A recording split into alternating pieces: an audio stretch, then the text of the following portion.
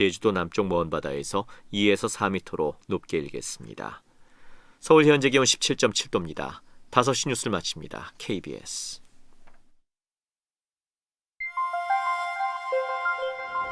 대한민국 중심 채널 KBS 1라디오.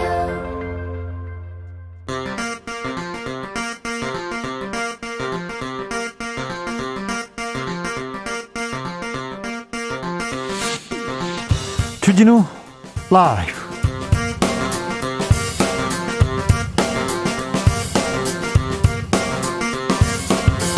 (2021년 4월 5일) 월요일입니다. 안녕하십니까, 주진우입니다. 서울시장 보궐선거가 이틀 앞으로 바짝 다가왔습니다. 박영선 후보는 새로운 서울을 만들겠다, 오세훈 후보는 부동산 폭정을 심판해달라고 지지층에 호소했습니다. 두 후보는 오늘 오후에 있던 마지막 TV토론에서 거짓말 후보 대 정권 심판론으로 격돌했는데요. 박영선이 꿈꾸는 서울, 박영선 후보에게 직접 들어보겠습니다. 20.54%. 사전투표율이 엄청 높았습니다. 그런데요, 높은 사전투표율 과연 누구한테 유리할까요? 민주당 이낙연 위원장은 선거가 박빙으로 가고 있다, 공과를 정당하게 평가해달라, 이렇게 얘기했고, 국민의힘 김종인 위원장은 높은 사전투표율은 정부에 대한 분노의 표시다, 이렇게 해석했습니다. 남은 시간은 이틀. 선거에 변수가 남아있을까요? 무엇일까요? 정치적 원의 시점에서 짚어보겠습니다.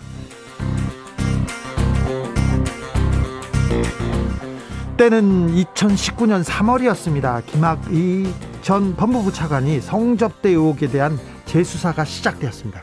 수사가 막 속도를 내려고 하자 해외 도주를 시도합니다. 그런데 지금 검찰에서 수사를 열심히 하고 있는데, 김 전 차관의 출국 금지 과정에서 법무부의 행위와 위법했느냐 안 했느냐, 여기에 초점이 맞춰져 있습니다.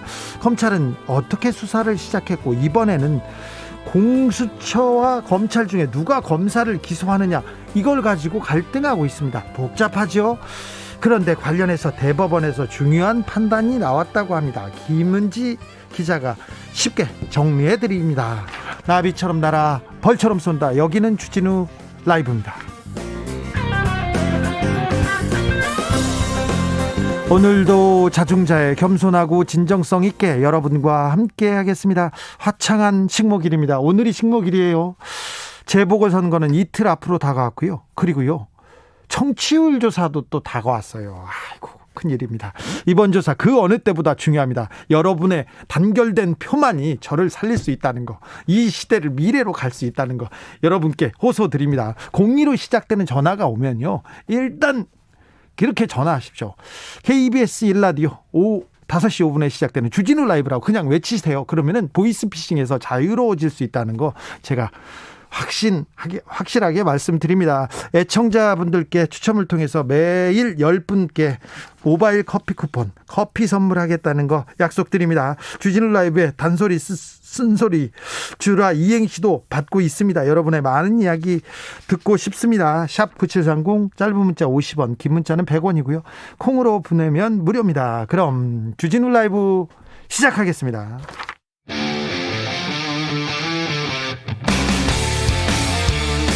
탐사보도 외길 인생 20년. 주 기자가 제일 싫어하는 것은?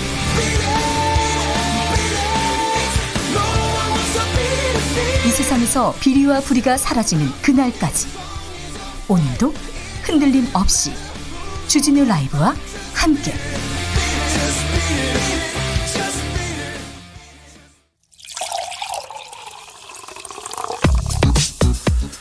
진짜 중요한 뉴스만 쭉 뽑아냈습니다. 주 라이브가 뽑은 오늘의 뉴스 주스.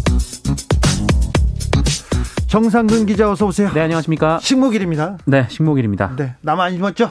저는 안 심었는데 네. 저희 아들이 어린이집 가서 딸기를 심어왔더라고요. 아, 그래요? 네. 네. 자, 02로 전화 오면 어떻게 한다고요? 02로 전화 오면 받아야지요. 네, 그랬어요. 받아서 일단 KBS. 네. 네. 주진우 라이브. 주진우 라이브. 알겠습니다. 5시 5분. 하겠습니다. 네. 자, 코로나 현황 좀 살펴볼까요? 네, 오늘 코로나19 신규 확진자 수는 모두 473명입니다. 엿새 만에 400명대가 나왔는데요. 휴일이었잖아요. 맞습니다. 오히려 지난 주말까지 닷새 연속 500명대 확진자가 나왔는데 상당히 불안불안한 상황입니다. 그렇죠. 구체적으로 보면 이 부산 유흥업 소발 관련 확진자가 지금 300명 가까이까지 늘었다라는 얘기가 나왔고요. 이 자매교회라는 곳에서 이 교회 교인들이 이 전국 각지에서 순회 모임을 가졌는데 이후 8개 시도에서 70명이 넘는 확진자가 나왔습니다. 또 교회요. 그리고 오늘은 인천 연수구의 한 식당에서 시작돼서 어린이집까지 코로나19가 번져서 한 어린이집에서 교사 9명, 원생 8명이 확진 판정을 받았다라는 소식도 전해졌습니다. 네. 이렇게 교회와 유흥업소, 목욕탕, 직장, 식당 등등 이 집단 감염이 이어지고 있고 또 감염 재생산 지수가 1.07까지 올라간 데다가 변이 바이러스 감염도 330명까지 늘어난 상황입니다. 우리는 왜 백신 접종 많이 속도가 이렇게 늦냐 이렇게 불만을 가지신 분들이 있는데요. 미국에서는 백신 접종 1억 명 돌파했습니다. 그런데 네. 하루 평균 확진자는 6만 3천 명입니다. 네, 모 신문에서 영국이 부럽다라고 했는데 영국이 지금 4천 명씩 나오고 있습니다. 4,500명대 그렇죠. 그렇게 나오고 있습니다. 영국이 부럽다고 했는데 영국에서는요 12만 6천 명 코로나로 사망했고요. 전체 누적 확진자는 435만 명 정도 됐습니다. 네. 인도에서도 하루 확진자가 9만 3천 명이니까요.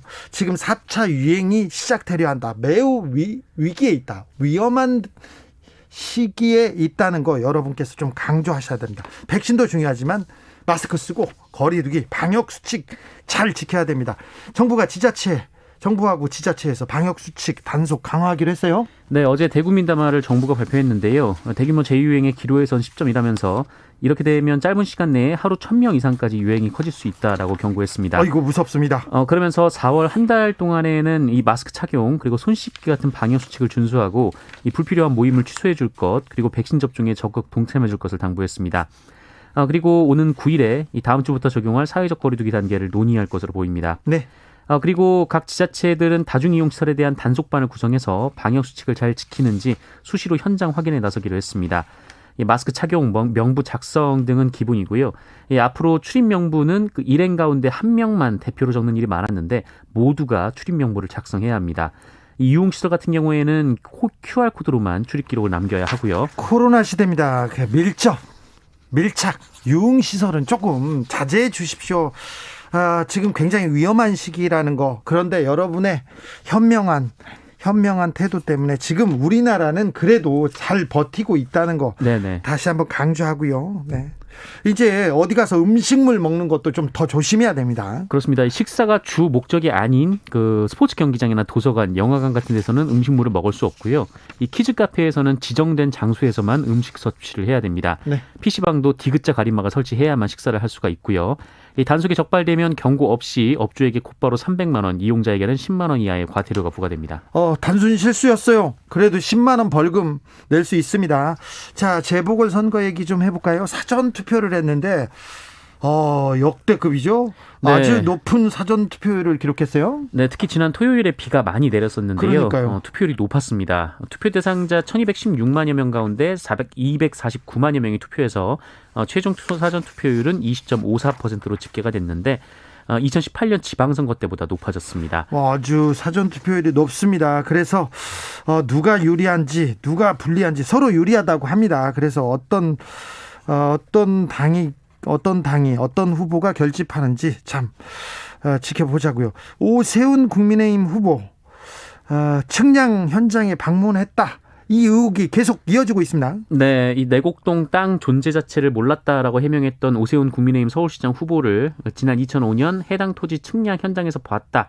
이렇게 증언한 사람이 이 해당 토지를 경작했던 소작인 그리고 측량 팀장 그리고 측량 후에 오세훈 후보 일행이 밥을 먹으러 왔다는 주장이 제기된 식당 주인 그 아들까지 총 4명입니다. 네.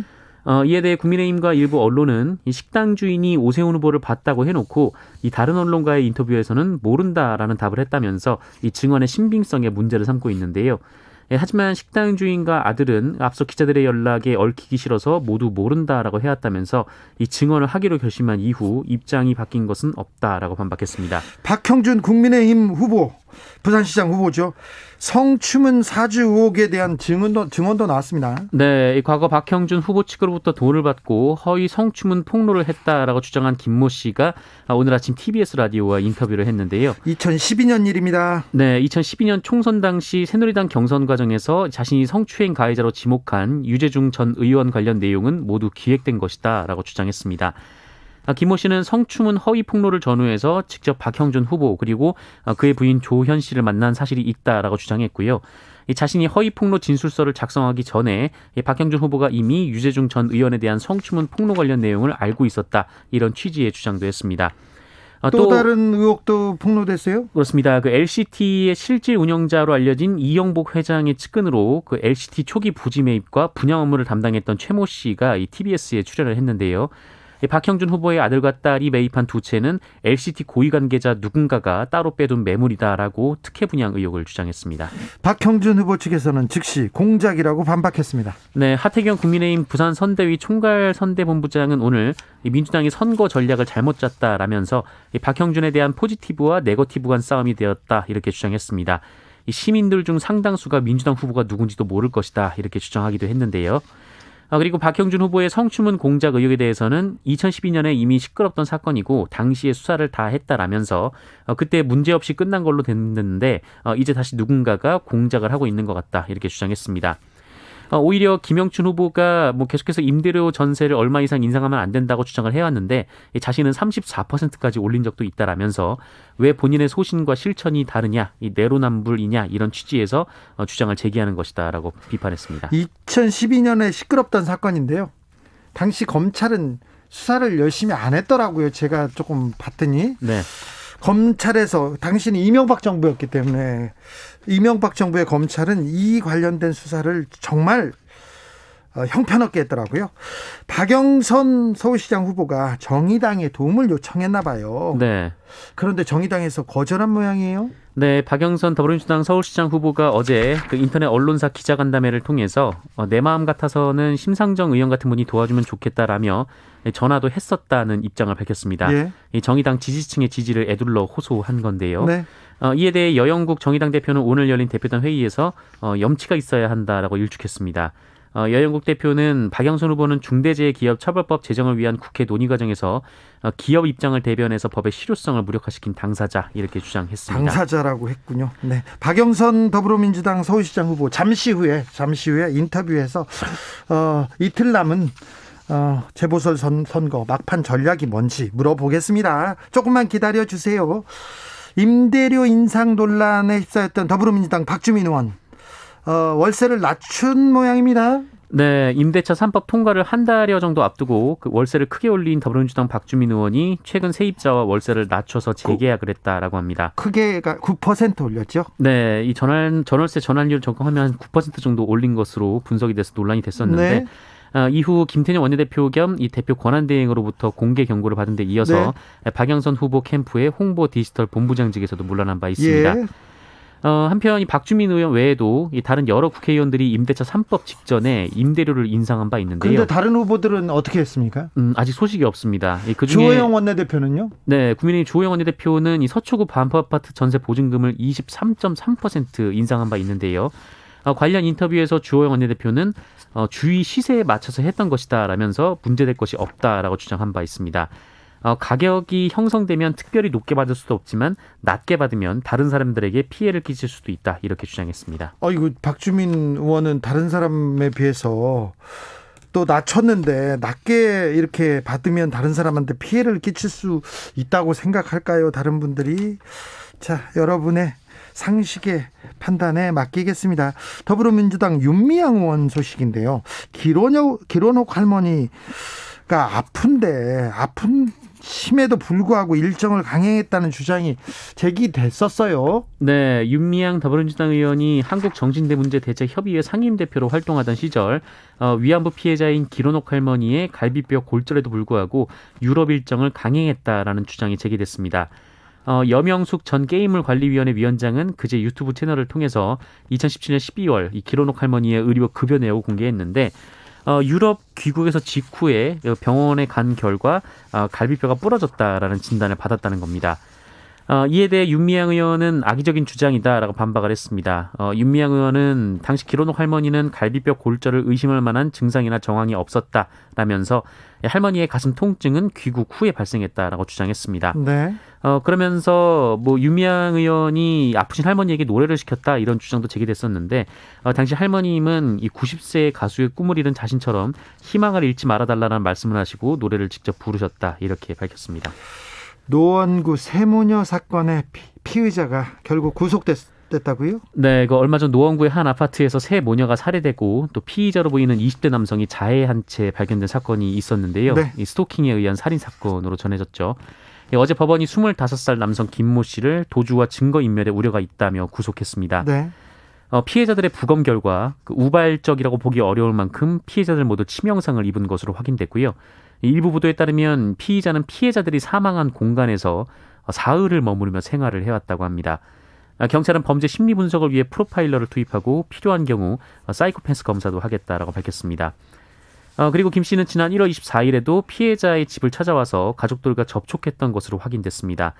당시 집에 피해자의 어머니가 있었는데 김모 씨가 자신을 친구라고 소개했다고 하고요. 이를 보면 적어도 범행 2달 전부터 집 주소를 정확히 알고 있었다는 건데 이 시기는 피해자가 지인들에게 스토킹을 호소하기 시작했던 시기와 비슷합니다. 경찰은 김 씨가 피해자를 얼마 동안 스토킹을 해왔는지 집중 추궁하는 한편 아파트 CCTV 기록 전체를 확보해 분석 중입니다.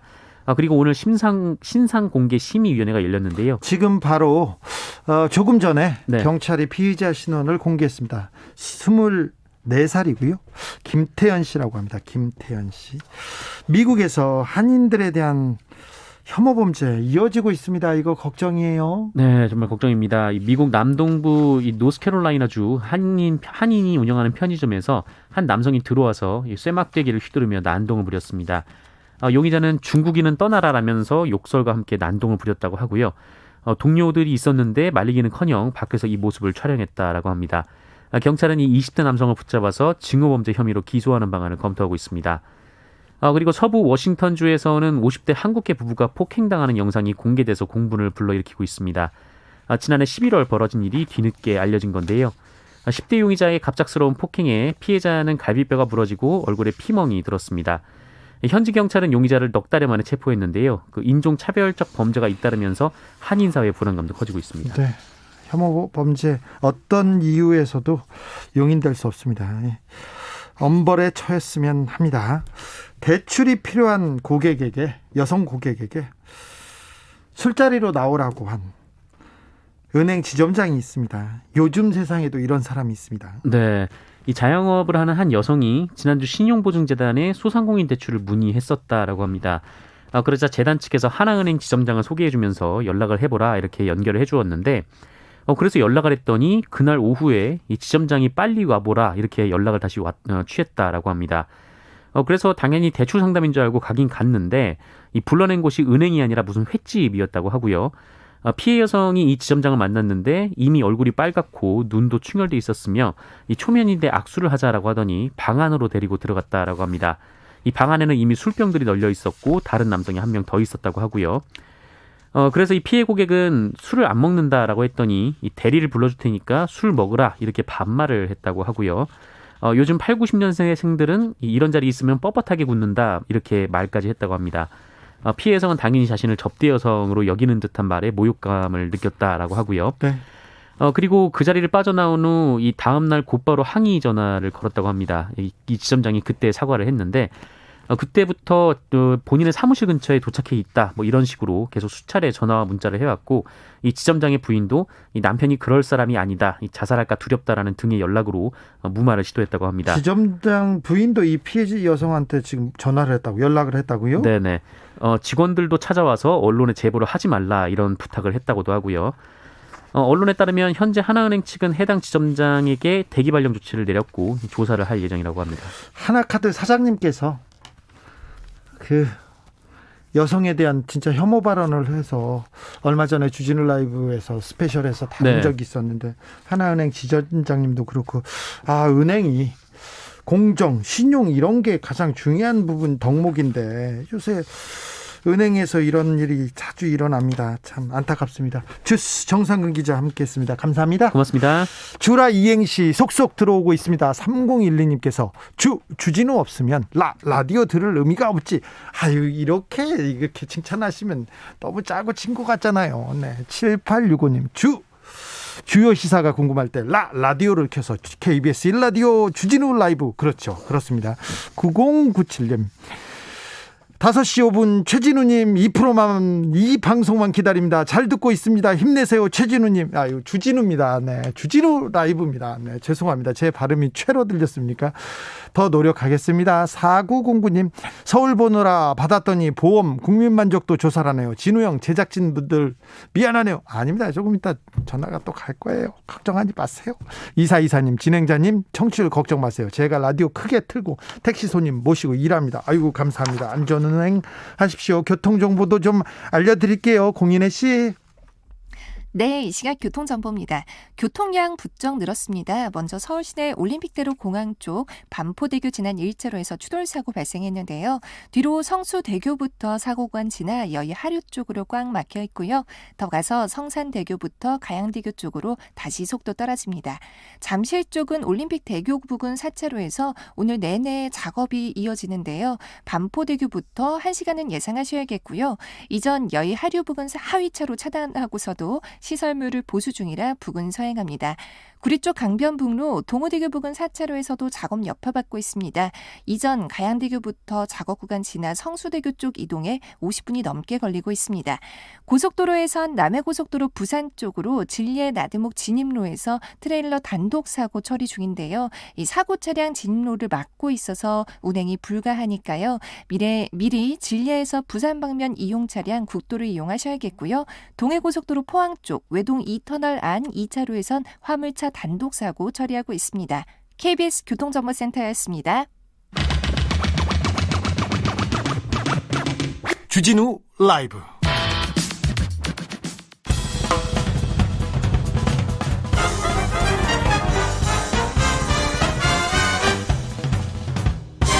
훅 인터뷰. 모두를 위한 모두를 향한 모두의 궁금증 훅 인터뷰. 서울시장 보궐선거 이제 이틀 앞으로 다가왔습니다. 지난 금요일 토요일 사전투표가 있었는데요. 유권자들의 참여 뜨거웠습니다. 앞으로 이틀 남았는데요. 박영선이 꿈꾸는 서울 물어보겠습니다. 박영선 더불어민주당 서울시장 후보 안녕하세요. 네, 안녕하세요. 박영선입니다. 현장에서 매일 시민들 만나시죠? 네, 그렇습니다. 민심은 어떻습니까? 민심은 매우 뜨겁습니다. 그래요? 네. 분위기 좋습니까? 거짓말하는 오세훈 후보를 심판하자는 쪽으로 민심이 옮겨붙고 있습니다. 네. 역대 재보선 사전투표율 최고치예요. 20%가 넘었는데요. 예. 국민의힘에서는 분노한 민심의 표출이라고 말하는데 어떻습니까? 어떻게 보고 계십니까? 그러니까 오세훈 후보의 거짓말에 분노한 민심의 표출입니다. 그래요? 네. 네. 아까 TV 토론 네. 보니까 오세훈 네. 후보가 박영선 후보는 존재 자체가 거짓말이다 이런 얘기를 하더라고요. 네. 저는 그분은 말을 그냥 생각나는 대로 아무렇게나 급하게 하시는 분이기 때문에 네. 그 말에 대해서 개념하지는 않습니다만은 오세훈 후보가 말을 네. 잘하는 분인데 말을 네. 굉장히 공격적으로 하시더라고요. 아마 좀 당황하신 것 같습니다. 네. 그래요? 네. 네. 오세훈 서울시장께서 네. 어버이연합 지원했었습니까? 그렇습니다. 네. 그래요? 네. 네. 그 어버이연합 지원한 거에 대해서도 오늘 생각나지 않는다고 이야기했습니다. 네. 네. 그러니까 기억이라는 것에 대해서 선택적 기억을 하시는 분으로 그렇게 생각됩니다. 네. 네. 오세훈 후보의 내곡동 의혹 관련해서 계속 문제가 제기되고 있는데요. 어떤 문제가 있다고 보시는지요? 저는 이 오세훈 내곡동의 본질은 거짓말이 본질입니다. 네. 그러니까 제가 오늘 TV 토론에서도 지적을 했지만 이명박 시장 선거에서 대변인이었잖아요. 네. 그것을 인연으로 해서 이명박 시장 당시에 저는 이 내곡동과 관련된 그린벨트가 풀린다는 사실을 네. 사전에 알고 있지 않았나 싶습니다. 예. 왜냐하면 갑자기 측량을 하지 않습니까? 네. 그리고 측량 끝나고 9일 만에 SH공사가 여기에 용역을 들어갑니다. 그러니까 그날 측량 현장에 오세훈 후보가 간 것은 그곳에 있었던 그 경작인들이 소유권을 주장하게 되면 머리가 아파지니까 변호사로서 그것을 잘 풀기 위해서 간 것이 아닌가 이렇게 네. 생각이 되고요. 변호사로서. 네. 네. 그리고 송파의 그 그린벨트는 오세훈 시장이 반대합니다. 네. 그런데 내곡동과 관련된 그린벨트는 몰랐다고 이야기를 하지 않습니까? 예. 그러면 똑같은 그린벨트를 푸는데 어떤 거는 알고 어떤 거는 몰랐다? 이거는 얘기가 말이 앞뒤가 안 맞는 것이고요. 예. 특히 그 국장 전결과 관련된 부분에 있어서는 국장 전결의 의미는 집행을 하라는 국장 전결의 의미지 그 일을 결정하라는 국장 전결이 아닙니다. 예, 예. 그러니까 행정부의 그런 모든 것이 대부분 다 국장 전결로 돼 있습니다. 네. 제가 중기부 장관 할 때도 국장님들이 저한테 결심을 받으러 들어옵니다. 네. 꼭 표현을 그런 식으로 합니다. 장관님께서 결심해 주셔야 합니다. 아, 그리고 도장은 도장은 국장이 찍습니다. 네. 그러니까 그 결심이 없으면 이 일은 할 수가 없는 일이죠. 예. 그런데 이것을 이렇게 몰랐다고 잡아뛰는 이유에는 그 내곡동 땅과 관련해서 셀프 보상 특혜와 이해 충돌이 문제가 되기 때문에 네. 그렇게 처음부터 좀 황당한 거짓말로 시작한 것이 아닌가 생각하고요. 예. 특히 존재 자체도 몰랐다라는 이러한 거짓말을 하게 된 것은 안철수 후보와의 단일화 경선에서 다급했기 때문이 아닌가 이렇게 생각하고 있습니다. 아무튼 내곡동 땅 측량 그리고 그린벨트 해제 관련해서는 전혀 오세훈 후보는 몰랐다, 관여하지 않았다, 일관된 입장을 보이고 있어요. 네, 근데 이걸 거짓말로 보시는 거고요. 그렇습니다. 왜냐하면 증인이 벌써 몇 명이 나왔으니까. 그래서 생태탕이 네. 중요한 것 같은데 이 생태탕이 왜 중요합니까? 생떼를 쓰고 있다고 얘기하는데. 예를 들면 정작인 증인 나왔죠. 예. 또 측량 팀장 증인 나왔죠. 네. 측량 끝나고 나서 생태탕 집에 갔다는 증인이 나오지 않았습니까? 예. 그것도 어머니와 아들. 네. 그러면 이것은 증인의 숫자만 하더라도 이 일은 더 이상의 변명을 할 수가 없는 상황이지 않습니까? 증인이 많죠. 그리고 일단. 네, 그리고 고발을 하지 않습니다. 이 사람들을.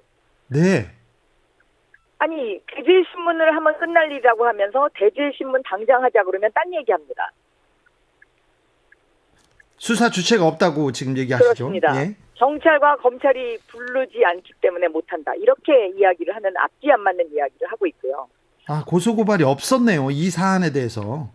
본인이 고발하지 않았습니다. 네. 네. 그리고 그 경작인은 자기를 고발하라고 이야기합니다. 공개적으로. 네. 그러면 추가 증인이 또 나올 것이다. 라고 이야기하는 것이죠. 예. 그렇기 때문에 이거는 저는 이렇게 거짓말을 한다는 것이 명명백백한데 이런 거짓말을 하고도 서울시장에 당선이 된다면 서울시는 거짓말 천국이 될 수밖에 없고 요즘 엄마들이 걱정하는 것이 그러면 이렇게 거짓말을 한 사람이 시장이 되면 우리 아이들에게 어떤 것을 가르칠 수 있느냐 이런 이야기들을 현장에서 많이들 하십니다. 오세훈 후보는 도가 지나친 네거티브다 이런 얘기가 계속 있습니다. 의혹과 검증 이어지고 있는데 네거티브라고 얘기하고 언론에서도 계속 네거티브가 심하다 이런 식으로 보도가 되고 있습니다. 이에 대해서는 어떻게 보십니까? 네거티브는요. 네. 아닌 것을 이야기할 때 흑색 선전을 이야기하는 것이잖아요. 네. 그런데 일단 그린벨트를 해제하냐 아니냐의 문제는 정책입니다. 예. 그리고 거짓말을 했느냐 안 했느냐의 문제는 후보 검증입니다. 네. 이것은 네거티브의 영역이 아닙니다. 예. 네. 아무튼 의혹 제기하고 검증이 계속 이어지면서 정책 검증은 네. 일단 좀 사라진 것 같은데 오세훈 후보에 비해서 박영선 후보가 나은 점, 경쟁력은 무엇입니까? 저는 코로나19 이후에 서울의 모습, 서울의 미래에 대한 확실한 비전이 있습니다. 네. 서울시 대전한 21분 도시. 네. 왜 지금 이러한 확실한 비전이 필요하냐면 코로나19로 전 세계가 경제 침체를 겪고 있지 않습니까? 네. 그런데 이러한 경제 침체의 위기에서 도시의 변화를 통해서 새로운 성장 동력을 찾아야 됩니다. 예. 그것이 바로 21분 도시입니다. 네. 이 21분 도시는 내 삶의 많은 부분을 21분 안에 해결할 수 있는 도시입니다. 네. 그래서 우리가 도시의 변화가 반드시 필요합니다. 왜냐하면 지난 100년간의 뉴욕과 같은 상업지구, 주거지구로 이렇게 분리된 도시의 형태는 코로나19와 같은 상황 속에서 도심 집중 현상을 가져옵니다. 그런데 도심 집중 현상이 더 이상 유지되면은 부동산 문제, 높은 임대료 문제 이런 것들을 해결할 수 없습니다. 네. 21분 도시는 소상공인을 살리는 것입니다. 그래서 소상공인들의 상권이 살아나고 또 건강한 도시로 가자는 것입니다. 미세먼지를 없애고 통행량이 주니까요. 예. 그리고 탄소 배출이 적어지면 우리 서울이 건강한 도시가 됩니다. 그래서 21분 도시가 성공하면 서울은 앞으로 미래 100년의 표준 도시가 될 수 있고요. 그리고 글로벌 혁신 도시로서 1위를 지금 현재 달리고 있는데 이러한 자부심과 저력을 이어가야 된다라고 생각하고 있습니다. 네. 아무튼 그 현장에서 만나는 분들 혹시 부동산에 대해서 화난 분들 많이 만나셨죠? 그렇습니다. 네. 네. 자, 그런데 오세훈이든 박영선이든 부동산 어떻게 잘 잡을 수 있을까? 규제를 푼다고 하는데 이런 얘기는 있는데, 자, 박영선의 부동산 재개발 재건축 정책, 박영선의 정책은 오세훈 후보보다 어떤 점이 차별화되어 있고 어떤 부분이 낫습니까? 박영선의 재개발 재건축은요, 평당 분양가를 1,000만 원으로 해서 반값 아파트를 공급해서 부동산을 안정화시키겠다는 것입니다.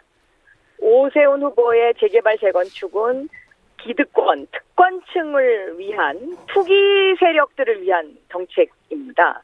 그런 차이점이 있습니다. 오늘 토론회에서도 오세훈 후보는 주민동의제를 폐지하겠다고 했습니다. 네. 이것은 재개발 재건축을 하면서 주민동의제가 폐지되면 불도저식, 용산 참사가 다시 재현될 수밖에 없는 그런 상황이 됩니다. 그렇기 때문에 저는 확연히 다른 정책으로 반값 아파트 정책으로 이번에 서민들의 내 집 마련의 꿈을 앞당겨드리는 그러한 시장이 되겠습니다. 네. 깜빡이 소리가 아주 청아하게 들립니다. 바쁘시군요. 지금 유세 현장으로 달려가고 있는 차 안에서 인터뷰를 하고 있습니다. 알겠습니다. 네. 자, 네. 부동산 정책 자신 있다. 오세훈 후보 거는 무조건 잘못됐다 이렇게 얘기하시는데, 자, 또 부동산 민심도 화났지만 청년들도 조금 화가 났어요. 우리 살 거리도 우리도 꿈을 꿀 수 있도록 해달라 이렇게 하는데, 자, 박영선이 서울시장이 되면 청년들한테 어떤 희망을 주시겠습니까? 청년들은 일자리가 가장 중요한 문제죠. 예. 저는 중소벤처기업부 장관할 때 이 어려운 상황 속에서도 혁신벤처 일자리 5만 개 이상을 만들었습니다.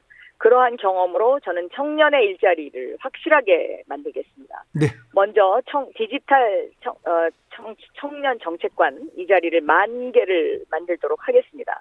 그렇게 되면 이 디지털을 어려워하는 어르신들도 좋고 청년들은 일자리가 생겨서 자신의 꿈을 펼칠 수가 있습니다. 또 창업을 하는 청년들에게는 5천만 원의 청년 출발 자산을 지원할 것입니다. 또 데이터 바우처를 지급할 것입니다. 이 데이터 바우처는 청년들의 미래에 투자하는 것입니다. 왜냐하면 청년들이 데이터 검색을 통해서 많은 아이디어를 창출해내기 때문에 서울시가 이런 문제를 집중적으로 청년들에게 지원을 할 것이고요. 네. 또 청년들이 좋아하는 직주 일체형 청년주택 2만 호를 2023년까지 짓도록 하겠습니다. 네. 그래서 한 달에 30만 원 정도의 그런 임대주택에서 살 수 있도록 하는 것. 그리고 또 1인 가구의 경우에 아파트 분양을 현재로서는 받을 수가 없는 상황인데 이런 1인 가구에 대한 분양 정책도 개선할 것입니다. 자, 근데 청년들이 이 박영선 후보의 이렇게 정책을 들여다보면 이런 생각이 있어 할 텐데 청년들이 지금 정치에 그리고 투표에 관심이 없는 사람들이 많아요. 나 이쪽도 싫어 저쪽도 싫어 이런 사람들한테 한마디 해주십시오. 저는 청년들이 이번에 나오셔서 투표해 주셔야 됩니다. 그래야 청년의 미래와 관련된 일자리를 만드는 시장으로서 네. 청년의 미래를 그리고 꿈을 키워드릴 수 있고요. 특히 20, 30대의 여성분들이 저에게 굉장히 뭔가 많은 기대를 하고 있습니다. 그런데 저는 첫 여성 시장이라는 의미는 이러한 가능성의 서울을 보여주는 또 하나의 다른 의미다라고 그렇게 생각을 합니다. 그래서 꼭 나와서 투표해 주십시오. 그래야 청년들을 위한 지원 정책을 확실하게 펼칠 수 있습니다. 혹시 선거 때까지 중대 결심합니까? 그런 거 중대 결심은 뭡니까? 그거는 저는 정말로 그 보도 자체가 잘못된 것인데요. 아, 네. 네. 그거는 이제 우리 진성준 전략기획본부장이 오세훈 후보가 네. 처남의 흔적을 담을 수 있는 사진이 공개되고 또 생태탕집 주인과 아들이 증언을 하기 시작한 다음부터는 네. 이 내곡동 사태와 관련해서는 더 이상 발언을 하지 않았습니다. 네. 그래서 오세훈 응답하라.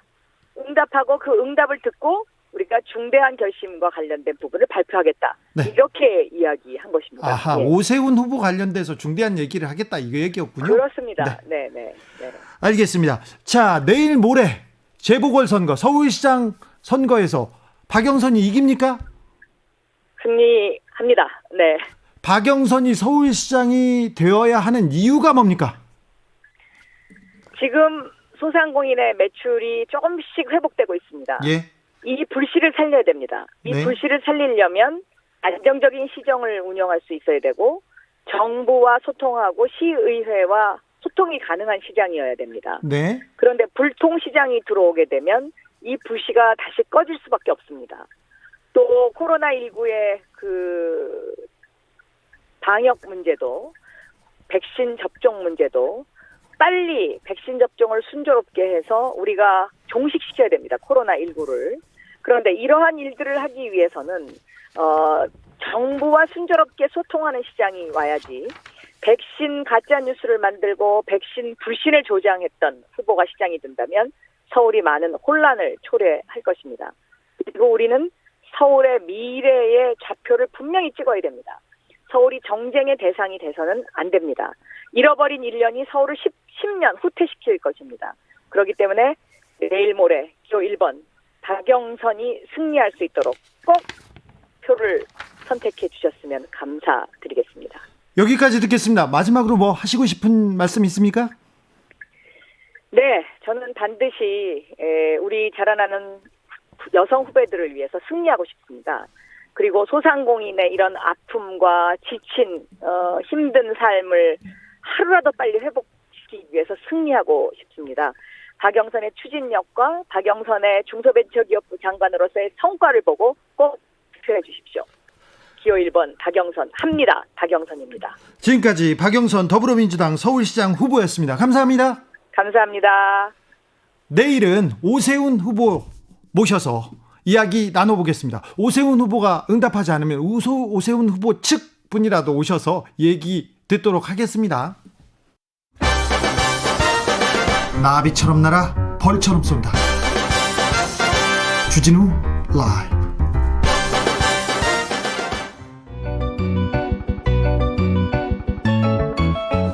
한층 날카롭다. 한결 정확하다. 한편 세심하다. 밖에서 보는 내밀한 분석, 정치적 원의 시점.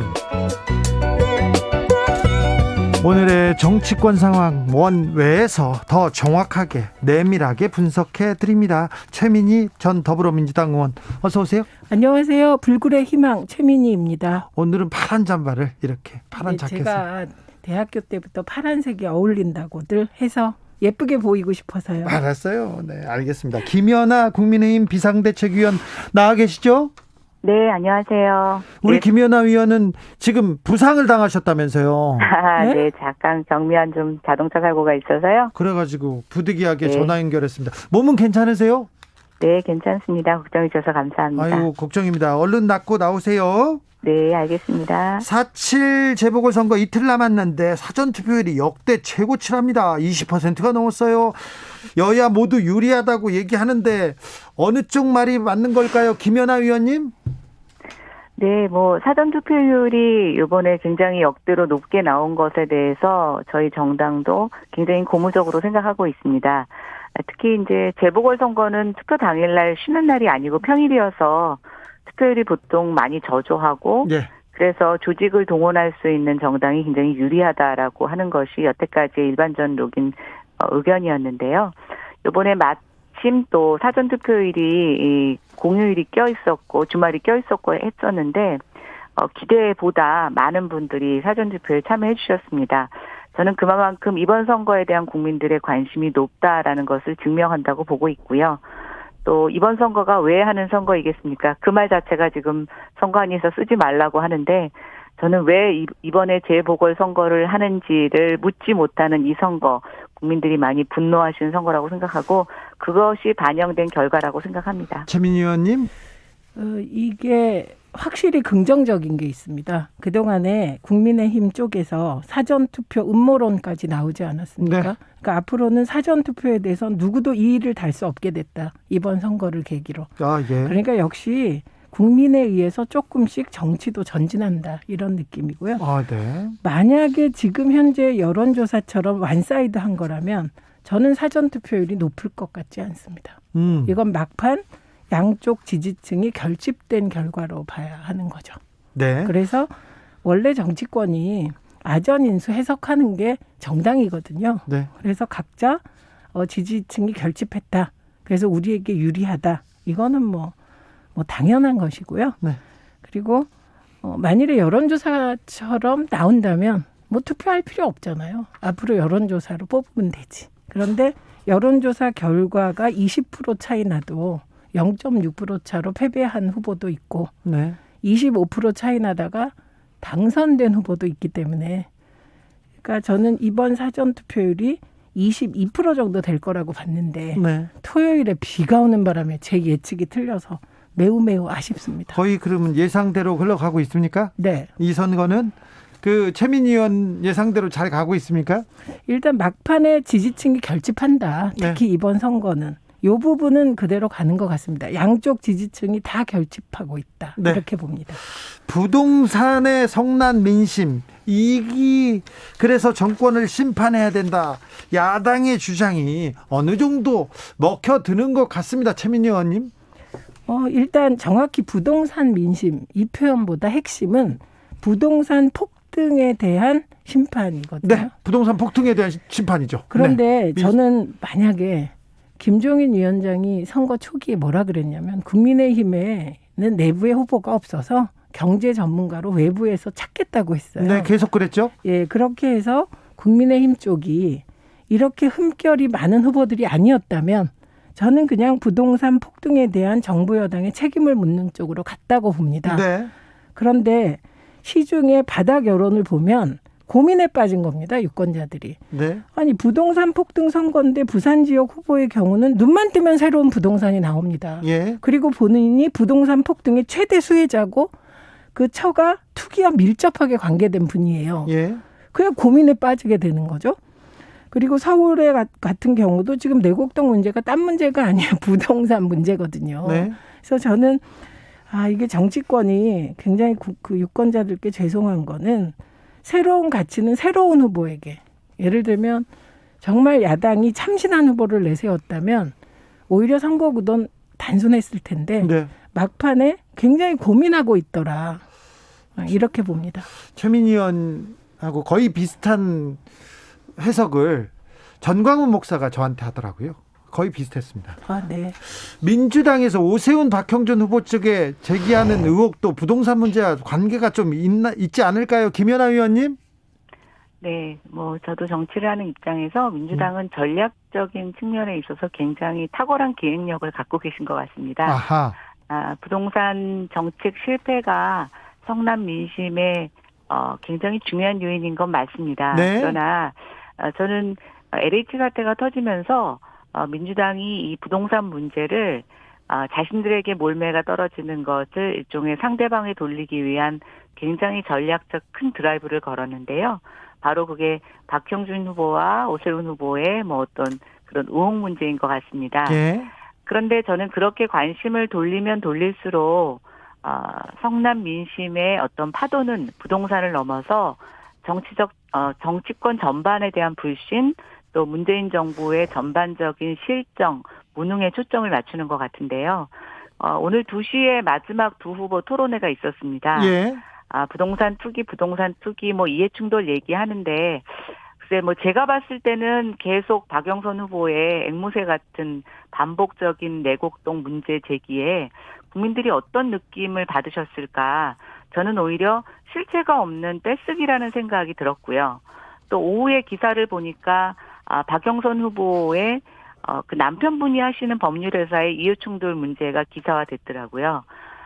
본인들의 어떤 그런 허물 같은 것들을 감추기 위해서 상대방의 특히 지금 투기 문제와 관련돼 있어 국민이 분노한 것에 포커싱을 맞춰서 정신없이 총알을 쏘아놓고 계시는데, 저는 오히려 그것이 무능하고 또 위선적인 이 정권의 어떤 실체를 드러내는데 더 촉매제 역할을 하고 있다. 그래서 내곡동밖에 말하지 못하는 박영선 후보에 대해서 오히려 유권자들이 더 실망하고 계시는 것 같습니다. 최민희 의원님. 네, 오늘 제 토론을 꼼꼼하게 봤습니다. 네. 근데 오세훈 후보는 막판에도 거짓말이거나 아니면 법률에 대한 지식이 없는 거로밖에 볼 수 없이 대응을 하더라고요. 어떤 면에서요? 그러니까 예를 들면 그린벨트 해제 건이 예. 국장 정결이라고 계속 말씀을 하시더라고요. 그렇죠. 예, 그런데 이게 보금자리 주택 특별법 8조에 보면 네. 보금자리 주택 지구를 지정할 때에 주민 공람을 하기 전에 그 관할 광역단체장, 즉 시도지사와 반드시 협의하게 돼 있습니다. 예. 그러니까 이걸 국장 정결이라 나는 모른다는 보금자리 주택 특별법을 위반했다고 말씀하시는 거예요. 아, 예. 그래서 이 부분은 왜 저렇게 답변하실까 이런 거고, 그다음에 세빛 둥둥섬이랄지 오세훈 전 시장이 서울시를 이끌 때 이제 빚이 상당히 많이 졌습니다. 네, 20조 원 얘기가 나왔죠. 그리고 수상택시 문제가 나올 때마다 저는 그냥 잘못된 정책은 그때 상황에선 최선인 줄 알고 했는데 아니었다고 답하시면 되는데, 고인을 자꾸 끌어들이는 태도는 왜 저러실까 이런 생각을 하게 만들었고요. 그다음에 공약에 대한 스스로의 공약에 대한 이해도가 낮아서, 예를 들면 재건축 재개발 아파트를 빨리 지으려면 절차를 좀 간소화해야 되지 않겠습니까? 예. 근데 그 절차를 간소화하는 과정에서 주민 동의 부분에 대해서 어떻게 할지, 그 공약에는 주민 동의하는 부분 일부를 폐지한다고 그랬거든요. 네. 그런데 토론에서는 그냥 폐지라고 썼지만 그냥 완화하는 걸로 좀 잘 읽으시면 안 되겠냐 이런 말씀을 하시더라고요. 그래서 역시 좀 준비가 덜 되시지 않았나 이런 생각을 하였습니다. 김연아 위원님. 네. 시장이 너무 세세한 행정까지 안다고 시정을 잘 피는 것은 아닙니다. 예. 우리가 보통 이런 전문가들을 각각 부처에 배치시키고 그들이 일을 잘하게끔 하는 것이 저는 최고 경영자 시장의 역할이라고 생각을 하고 있고요. 지금 이제 계속 오세훈 후보가 답변을 잘하고 있다고 말씀을 드리지는 않겠습니다. 그러나 계속 말꼬리를 잡는 것이 본질이 아니라 그 어떤 후보자가 말을 하는 것에 계속 말꼬리를 잡아서 저는 생떼를 쓰는 거라고 보여지는데요. 네. 어쨌든 간에 지금 누가 해도 문재인 정부와 박원순 시장이 했던 서울시정의 재개발 재건축보다는 효율적이고 합리적으로 진행이 될 거라고 생각합니다. 네. 그리고 그동안 얼마나 불합리적이고 억지였는지는 해당 지역의 재개발 재건축을 기다리는 주민들이면 다 아십니다.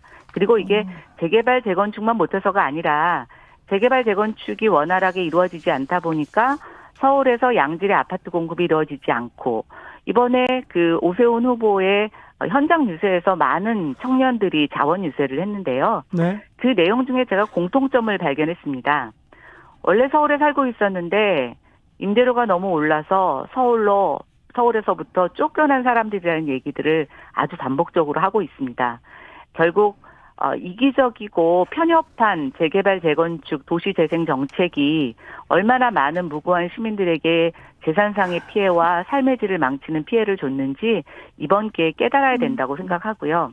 그래서 저는 박영순 후보가 그 전략을 잘못 짰다고 생각이 되는데, 사실 지금 성남 시민들의 큰 네. 마음을 보듬어줘야 되는 후보가 상대 후보의 말꼬리를 잡으면서 그럼 박영순 후보는 대안이 있는가요? 저는 지금 여당 지도부들이 다 문재인 정부 부동산 정책에 대해서 차지한다고 말은 하시면서 지난주에 공공재개발 후보지를 발표를 했습니다. 예. 주민동의도 이루어지지 않고 후보지를 발표하는 게 어떤 의미를 갖는지 해석이나 알고 계신지. 김연아 의원님. 지금 그런 것보다는 네. 실질적인 재개발, 재건축이 일어나게 하는 것에 대해서 어떤 대안을 갖고 있는지 정말 답답한 내용들이었습니다. 김연아 의원님, 오세훈 후보의 재개발, 재건축 정책은 청년들을 서울로 돌아오게 할 수 있습니까? 오세훈 후보도 얘기했지만 지금 1년을 갖고 할 수는 없습니다. 그러나 많은 분들이 잘 모르시는 분들이 있는데요. 재개발, 재건축의 중앙정부의 법을 바꾸는 일도 중요하지만 시행정에서 각 단계마다 원활한 단계를 해주는 것 자체는 굉장히 큰 이익이 있습니다. 그리고 예. 그것이 사업 진척을 시키는데 굉장히 촉매제 역할을 합니다. 여태까지 박근혜 정부 때, 이명박 정부 때도 재개발, 재건축을 많이 활성화시키려고 노력했는데 그 성과가 생각보다는 미진했던 이유는 박원순 시장이 서울시정을 꽉 틀어잡고 건건마다 방해를 했기 때문입니다. 이제 우리가 서울시장 바꾸는 거 갖고 안 되겠죠. 내년에 대선에서 정권도 가져오고 해야 되겠지만 자, 저는 이번 선거가 그 출발점이라고 보고 있습니다. 정치적 원의 시점 잠시 후 6시에 이어가겠습니다.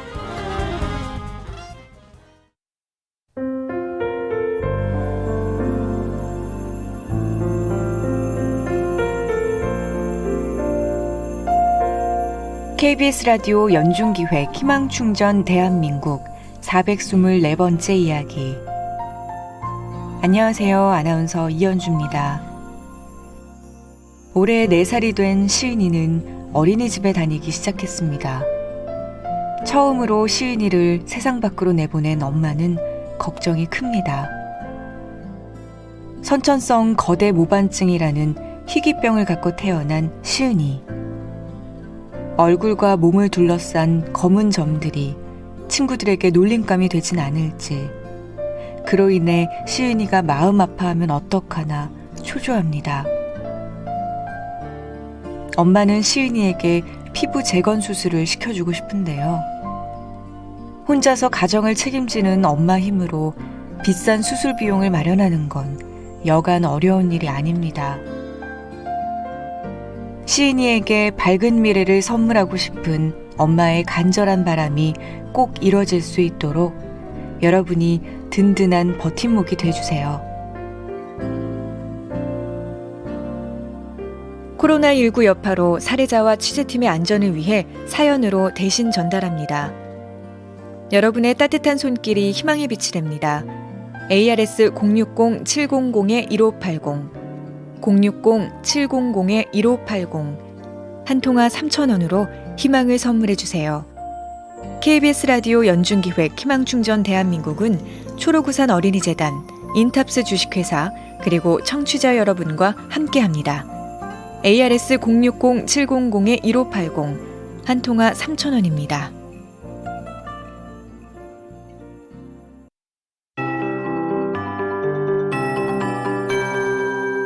KBS 58분 날씨. 오늘은 봄 기온이 더 물씬 다가왔습니다. 서울의 오늘 낮 최저 기온은 오늘 낮 최고 기온은 19.3도를 기록하면서 아침 기온 5.4도에 비해 14도가량 기온이 올라 일교차 크게 벌어졌고요. 낮 기온은 평년보다 3.5도나 높았습니다. 동두천의 기온이 전국에서 가장 높았는데 19.8도를 기록했고요. 내일도 역시 비슷한 낮 기온이 이어지면서 평년을 크게 웃도는 낮의 기온이 이어집니다. 내일 아침 서울이 8도, 낮 기온은 19도까지 오르겠고 모레 수요일도 비슷합니다. 낮 기온 최고 20도까지 오르면서 일부 지역의 보궐선거일인 수요일 많은 지역이 20도 안팎의 기온을 보이면서 가벼운 옷차림도 좋겠습니다. 한편 오늘 전국이 맑다가 밤부터는 구름량이 좀 늘겠고요. 지금 발효된 특보 상황은 일부 남해안 그리고 동해안의 풍랑주의보입니다. 다른 지역은 별다른 특보 없이 미세먼지 농도도 좋음 상태 청정하게 이어가고 있습니다. 내일은 다만 경기 남부나 충남권 오전에 일시적으로 미세먼지 농도가 나빠지니까 참고하시고요. 이번 한 주간 아주 맑은 하늘이 이어지면서 기온은 계속 높겠고 찌릿한 비 소식도 없겠습니다. 주말 휴일에도 비 소식은 잡혀있지 않고요. 다음 주 초반에는 전국에 비가 오겠습니다. 지금 서울 기온 16도, 습도는 39%입니다. 최영우였습니다.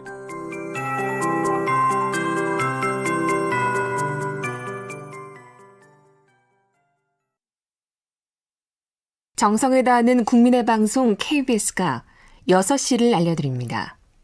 AM 711kHz, FM 97.3MHz, KBS 1라디오입니다. HLKA.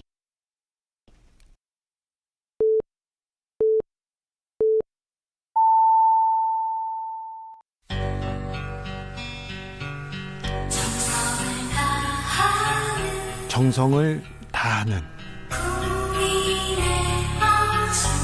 국민의 방송 KBS 주진우 라이브. 그냥 그렇다고요. 주진우 라이브 여러분과 함께하고 있습니다. 박근혜 정부 때 부동산 재개발 재건축 정책 하려고 했더니 박원순 시장이 건건히 반대해서 제대로 못했다는 김연아 위원님의 의견에 대한 최민희 의원님의 생각은 잠시 라디오 정보센터 다녀와서 들어보겠습니다. 조진주 씨. 코스피가 사흘째 상승세를 이어가며 전 거래일보다 8.03포인트 오른 3,120.83에 거래를 마쳤습니다. 코스닥 지수는 0.32포인트 내린 969.77에 마감했습니다. LG전자는 오늘 이사회를 열어 7월 31일자로 MC사업본부가 맡은 모바일 사업에서 철수하기로 발표했습니다. LG전자 주가는 차익 실현 매물로 2.52% 하락 마감했습니다. 정은경 중앙방역대책본부장은 오늘 코로나19 정기 브리핑에서 지난주에 평가된 감염 재생산 지수는 1.07로 현재의 500명보다는 더 증가할 수 있을 것으로 본다고 말했습니다. 인천의 한 음식점에서 발생한 코로나19 집단 감염이 어린이집으로 번져 확진자가 무더기로 나왔습니다. 해당 어린이집 50대 원장은 호흡 곤란 증상으로 병원으로 이송돼 치료를 받았으나 숨진 뒤 확진 판정을 받았습니다. 서울경찰청은 오늘 오후 3시 피의자 신상공개 심의위원회를 열고 노원구 모녀 살해 피의자 25살 김태연의 얼굴과 이름, 나이를 공개하기로 했다고 밝혔습니다. 지금까지 라디오 정보센터 뉴스였습니다. 최민희 의원님, 예, 생각 들어볼게요. 우선 그거는 제가 여쭤보고 싶고요. 구체적으로 어떤 사안에 대해서 어떤 일을 해서 주택 공급이 안 됐는지, 이 부분을 여쭤보고 싶고요. 우선 그린벨트 푸는 거를 작은 행정이라고 말씀을 하시는데 저는 전혀 동의가 안 됩니다. 그린벨트 몇십만 평을 푸는 거는 그게 소소한 작은 행정이 절대 아닙니다. 그리고 오세훈 전 시장은 거짓말을 하면서도 부끄러워하지 않는 것이 결국은 언론을 믿고 저러는 게 아닌가 되게 교만하게 느껴졌고요. 그래서 턱세훈이라는 별명이 생기셨더라고요. 그리고 오세훈 전 시장이 당시에 내곡동하고 송파하고 이게 이제 보금자리 주택 문제가 있었습니다. 예. 그랬을 때 송파는 반대하고 내곡동을 먼저 추진하셨다는 거 아닙니까? 네. 근데 이게 왜 그랬을까요? 사람들이 궁금해하는 게 두 개 다 풀지 왜 그래? 이건 그 당시에 서울시가 풀 수 있는 정해진 그린벨트 해제 프로테이지가 있기 때문이 아닐까 이렇게 봅니다. 그렇기 때문에 당연히 처가 땅이 있는 내곡동을 먼저 푼 거 아닙니까? 라는 의혹이 제기될 수 있고 그런 의혹에 대해서 오세훈 전 시장은 이거에 대해서 답을 하셔야 되는 거예요. 말을 자꾸 바꾸실 게 아니라 이런 문제고 그다음에 지금 여러 가지 말씀을 하신 것 중에 예를 들면 지금 부동산 폭등을 해서 부동산 가격이 올라서 청년들이 경기도나 인근 지역으로 할 수 없이 나갔다. 예. 이거에 대해서 정부 여당에 대해서 비판하고 분노하시는 거 당연하죠. 그런데 만약에 재건축 재개발을 오세훈식으로 추진하면 부동산 폭등 안 됩니까? 지금 오세훈 시장이 일주일 내에 재건축 재개발 규제 풀겠다라는 말을 한 이후로 서울 시내 재개발 재건축 예정지만 오르고 있어요. 예. 다른 쪽은 다 지금 소강 상태고 주택 가격이 안정화가 될 수 있을까라는 조짐이 보이는데 지금 재건축 재개발 지역만 주택값이 오르고 있습니다. 그래서 재건축 재개발은 지금까지 역사로 볼 때 부동산 폭등의 견인차 주범이었거든요. 예. 그런데 부동산 폭등에 대한 책임을 묻는데 오 후보의 공약은 부동산을 더 폭등시킬 수 있는 공약이란 말이죠. 그래서 제가 새로운 가치에 대한 깊은 고민이 필요하다고 보는 거예요. 지금 이 시점에서 여야를 떠나서. 네. 네, 그렇게 봅니다. 그래서 저는 이게 아무리 여야가 갈라서서 경쟁을 하는 선거라고 해도 사실은 있는 거 아닙니까? 예를 들면 박형준 후보 같은 경우는요. 도표를 보니까 정말 부동산 거래 내역이 그 처와 관련하여 어마어마하더라고요. 거래 내역이. 이건 팩트잖아요. 네. 그리고 오늘 나온 얘기 중에 하나가 LCT 그 문제 오션뷰 로얄층 두 채가 건설사에서 그게 좋은 거라서 잡고 있었다는 거 아닙니까? 네, 박형준 후보. 네, 그랬는데 관련돼서. 그게 박형준 후보에게 간 겁니다. 그러면 이거는 그 우연히 만나서 우연히 그 집을 아들이 산 게 아닐 수도 있는 거잖아요. 예. 그러니까 이런 의혹에 대해서 성실하게 해명을 해야 되는 거죠. 의혹에 대해서 해명을 해야지 다른 얘기를 하고 있다는 최민희 의원의 지적에 김연아 의원님. 네, 그 민주당 인사들의 재개발 재건축 때문에 집값이 오를까봐 하는 염려 때문에 예. 서울에 집 안 사시고 동경에 맨션 사시고 해당 지역에 토지 사셔서 인터체인지 만들고 하시는지는 모르겠습니다. 어쨌든 제가 최민희 전 의원께서 저한테 질문하신 거에 대해서 좀 제가 답변 드릴 수 있는 거 답변 드리겠습니다. 네. 재개발 재건축 구체적으로 뭐 어떻게 막았느냐 뭐 이런 얘기를 하시는데요. 이거 제 얘기가 아니라 박원순 시장 재임 시절 서울시 의회 한 보고서에 보면은 박원순 시장이 재임할 당시에 뉴타운 사업이 대거 해제가 됩니다. 그 당시는 또 해제가 여러 가지 부동산 경기 침체로 2010년, 11년 이때에는 해제를 해달라는 민원이 굉장히 많이 일어나게 되는데요. 박원순 시장이 그때 그런 해제 분위기를 발판으로 해서 시장에 당선되시고 난 다음에 사실은 그때 그냥 해제 요청한 것들만 해제를 하셨어도 양이 많았을 텐데 사실은 그 분위기를 도시재생으로 역전하기 위해서 상당히 밀어붙입니다. 그래서 해제에 대한 요건도 완화하시고 뭐 이런 식의 여러 가지 행정을 하면서 그때 진짜 무더기로 해제가 되는데요. 그 의회 보고서에 의하면 그때 해제를 강행했던 그 모든 물량을 지금 우리가 예정대로 추진했더라면 2019년부터 2023년 사이에 신축 아파트가 가장 많이 지어졌을 것이고 그게 대략 25만 호로 추정을 하고 있습니다. 지금 서울시에서 이제 정부가 하려고 하는 물량보다 상당히 많은 물량이 거기 예정되어 있는데요. 그만큼 박원순 시장의 어떤 도시정책, 주택정책은 긴 안목을 갖지 못하고 그때의 어떤 주민들의 요구와 시대적 상황에 굉장히 정치적으로 편승한 거라고 할 수가 있습니다. 그러니까 의원님 잠깐만요. 이건 복잡한 얘기라 제가 반론하고 넘어가겠습니다. 아니요. 아직 왜냐면 하지 않았습니다. 아니 그리고 이게 시간이 끝날 것 같아서. 왜냐면요. 뉴타운 사업은 대표적인 부동산 폭등 사업이었습니다. 그리고 이 뉴타운 사업과 관련하여 그때 민원이 많았던 게 그냥 민원이 많았겠습니까? 게다가 뉴타운 사업이 진행되고 나서 쫓겨난 거는 원래 거주자고 새로운 분들이 거기 투기꾼들도 몰려왔었고요. 그렇게 해서 폭등을 일으켰기 때문에 뉴타운 사업은 사실상 폐지할 수밖에 없었습니다. 그리고 지금 말씀하신 것 중에 예를 들면 뭐를 가지고 시장이 정책을 해야 될지 모르겠지만 그 당시의 시대적 조건 그리고 그 당시의 시민의 요구 이런 걸 받아들여서 정책 결정을 하는 거지. 이게 먼 미래에 이런 일이 일어날 것이다. 이렇게 하라는 건 그거는 정말 말이 안 되는 것이죠. 그래서 뉴타운은 대표적으로 MB의 실패한 정책으로 이미 결론이 난 사안입니다. 그런데 뉴타운을 예로 드시는 건 그래서 부적절해 보입니다. 그러니까 뭐 어떤 예로 들어서 변명을 하는 것은 저의 몫이고요.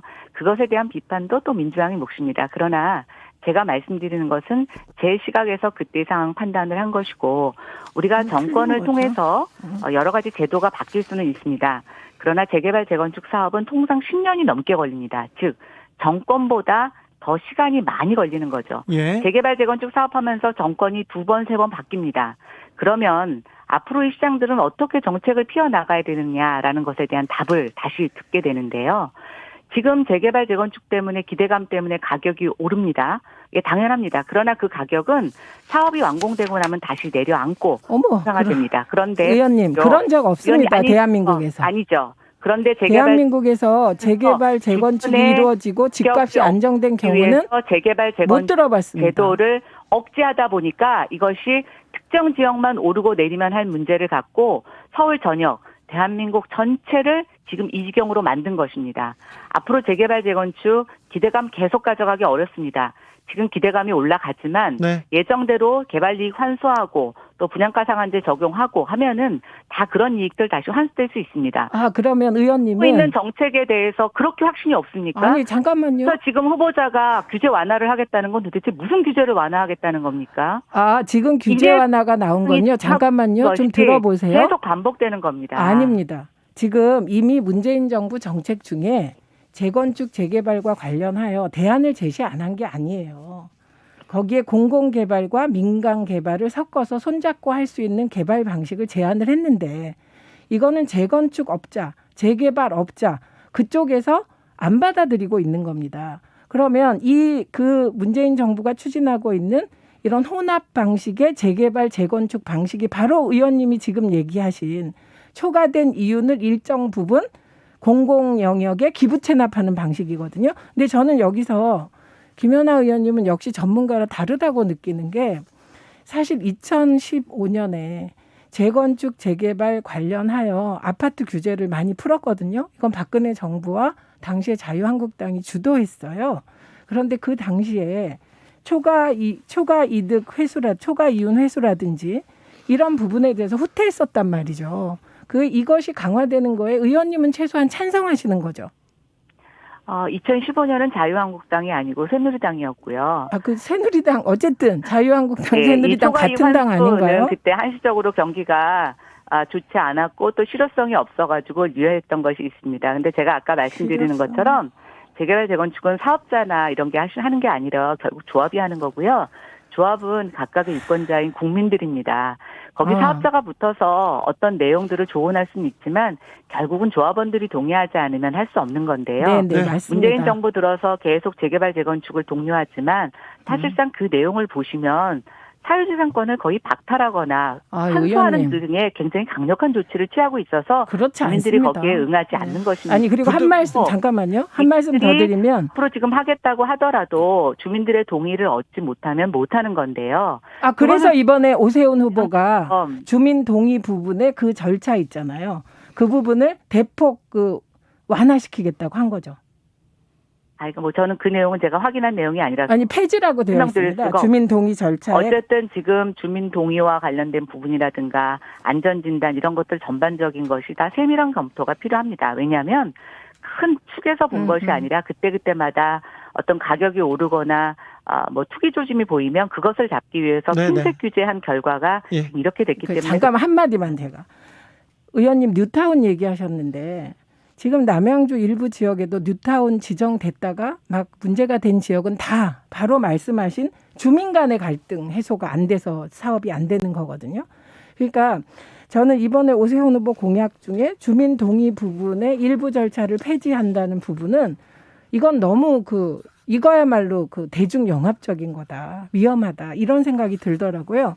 그리고 오늘 토론회에서도 나왔는데 예를 들면 시정을 할 때 시장이 어떤 철학을 가지고 하느냐가 굉장히 중요할 것 같습니다. 예를 들면 태극기 집회에 나갔냐고 물어보니까 태극기 집회에 나간 게 뭐가 문제냐 이렇게 오세훈 후보가 말씀하시더라고요. 근데 저는 문제라고 생각합니다. 첫째는 반방역 집회여서 그렇고요. 두 번째는 극우적 집회에 오세훈 후보가 나가는 게 너무 안 어울리세요. 그런데 그게 뭐가 문제냐라고 말씀하시는 건 저는 좀 철학이 부재하다고 생각했습니다. 김연아 의원님한테 반론권 줘야 되겠습니다. 이거는. 네, 뭐 저는 철학의 문제 시민들이 판단하실 거라고 생각이 됩니다. 아니 정광훈 목사하고 국민의힘은 같이 합니까? 저는 뭐 그렇게 저희한테 프레임을 씌우시는 것 뭐 그러고 싶으시겠지만 거기에 아니 그냥 여쭤보는 건데요. 저는 그것에 대한 반대 뭐 그러니까 공약할 수 있지만 하지 않겠습니다. 지금 이번 서울시 선거가 너무 그런 식으로 진흙탕으로 빠져드는 것에 저는 조금 더 우려를 표하고 있고요. 네. 누구든지 자기의 의사와 어떤 것들을 표현할 수 있는 자유, 저는 중요하다고 생각합니다. 네. 국민들도 마찬가지라고 생각하고요. 그러나 어떤 특정 집단에 반대하면 적폐가 되고 거기에 동의하지 않으면 사회적으로 굉장히 몹쓸 집단을 만드는 이런 풍토, 저는 그것이 없어져야 되고 그것을 요번에 그런 정부 여당의 어떤 여태까지의 국정 운영을 심판하는 선거가 이번 재보궐선거라고 생각합니다. 아유, 야 빨갱이 프레임을 만든 건 국민의힘 쪽이세요. 자, 여기까지 하고요. 부동산 문제는 언제나 뜨겁습니다. 3007님께서 본질을 따지는 야당은 정책을 내놓지 않고 언론과 단합해서 현 정부를 물고 늘어지는 게 아닌지 묻고 싶고요. 여당은 정책 실패를 인정하지 않고 현실 감각 없는 무늬만 전문가들에게 정책을 맡긴 거 아닙니까? 이렇게 묻습니다. 부동산 업계보다 못한 뒷북 정책이 뭡니까? 이런 얘기도 하는데, 자, 우리도 여기서 자 상대 후보에 대한 칭찬 한번 해봅시다. 최민희 의원님, 자 오세훈 후보의 장점은 뭡니까? 포커페이스요. 포커페이스? 네. 패션과 언변 아니고 포커페이스요? 저는 사실 패션은 제가 잘 몰라가지고 제가 알겠습니다. 눈이 없어요. 패션을 보는. 아니 아무튼 그 포커페이스요? 네. 그거 말고 또 다른. 아니 포커페이스는 진짜 중요한 거예요. 정치인으로서. 네. 자 김연아 의원님, 네. 박영선 후보의 저희의 단점을 장점으로 해주시니까 정말 감사합니다. 박영선 후보의 이게 포커페이스 못해서 저희는 문제라고 생각하는데, 네, 저는 박영선 후보는 저도 한때 여자 정치인으로서 4선 굉장히 어려운 여건입니다. 한국 정치에서 여성이 4선을 한다는 거 쉽지 않은데요. 얼마나 많은 어려움과 유리천장이 있었을까. 또 장관까지 하셨잖아요. 네. 저는 그것은 분명히 대한민국 정치사에서 높게 평가될 일이라고 생각됩니다. 그래서 이번 서울시장 선거에서도 정말 떳떳한 경쟁, 또 승패와 관련 없이 어떤 멋진 정치인으로 남아주셨으면 하는 바람이 있습니다. 2081님께서 의혹이 사실이라면 온통 거짓말투성인데 지지를 받는다면 정말 이상한 선거판이군요. 시민들이 차라리 거짓말 정도는 이해해야 한다는 것인지 참 안타깝습니다. 이렇게 얘기합니다. 의혹이 사실이라면 얘기를 하는 걸 보면 이거는 그 박형준 후보나 내곡동 의혹을 얘기하는 것 같습니다. 4588님께서는 거짓말 중에 최고의 거짓말은 후보를 낸 민주당이지요. 더 큰 거짓말이 있을 수 있나요? 누구의 거짓말을 거론하시나요? 이번 선거에서 오 후보의 거짓을 논할 자격이 없는 사람들입니다. 완전 코미디입니다. 얘기합니다. 자, 최민희 의원님, 오세훈 후보가 거짓말 후보입니까?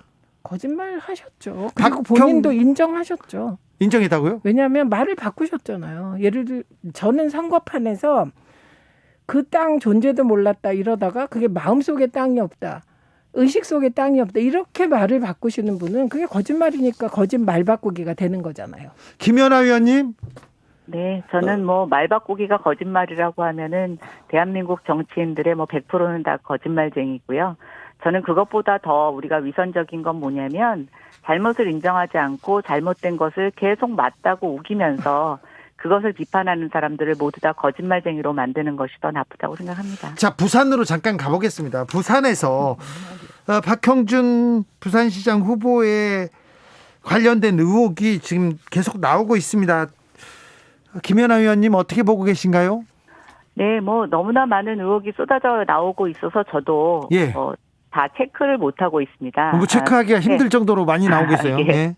이런 것들 계속 나오면 이것이 문제가 된다면 저는 법적 절차를 갖고 나중에 조사받을 수 있는 일이라고 생각합니다. 그런데 이제 이렇게 내용들을 보면은 이게 과연 문제가 되는 것인가 하는 부분들도 있고, 그리고 이 선거에서 저는 그게 본질인지 한번 묻고 싶고, 또 부산 민심이 이렇게 많은 의혹에도 불구하고 왜 그런 표차로 지지율 격차가 벌어질까라는 것에 정치권이 조금 귀를 기울여야 된다고 생각됩니다.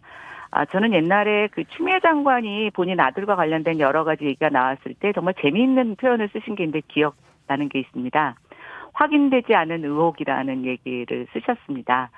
그래서 저는 원래 그때 의혹은 확인되지 않지만 문제 제기하는 거다 이렇게 생각을 했었는데, 본인들이 공격을 받을 때는 확인되지 않은 의혹이라고 얘기를 하시면서 지금은 여러 가지 어떤 루트를 통해서 정말 그 확인되지 않은 의혹, 또 확인이 되더라도 오해가 있을 수 있는 의혹을 무차별로 쏟아내시는 걸 보면서 정말 내로남불이다.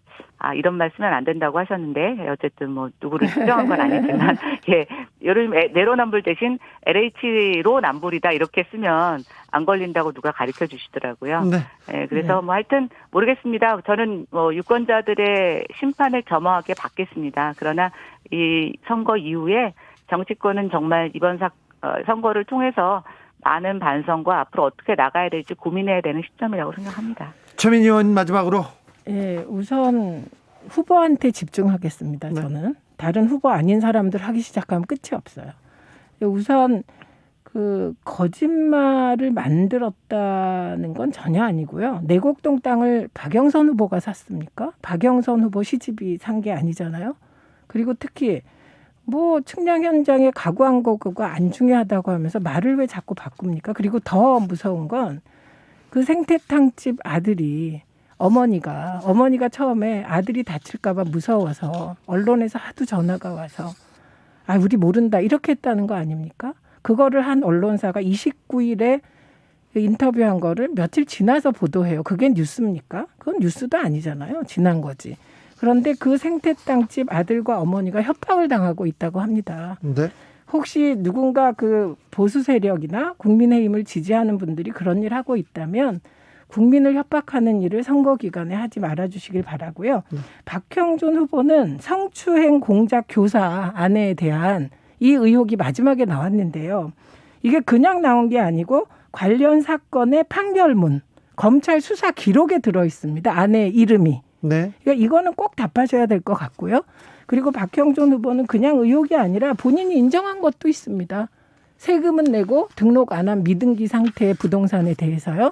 그래서 저는 박형준 후보는 정말 말지 편집위원까지 하셨는데 진짜 실망입니다. 네, 알겠습니다. 정치적 원의 시점 여기서 인사드리겠습니다. 지금까지 최민희 전 더불어민주당 의원, 김연아 국민의힘 비상대책위원이었습니다.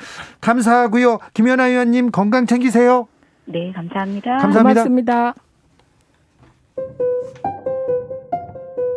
정치 피로, 사건 사고로 인한 피로, 고달픈 일상에서 오는 피로. 오늘 시사하셨습니까? 경험해보세요. 들은 날과 안 들은 날의 차이. 여러분의 피로를 날려줄 저녁 한 끼 시사 추진우 라이브.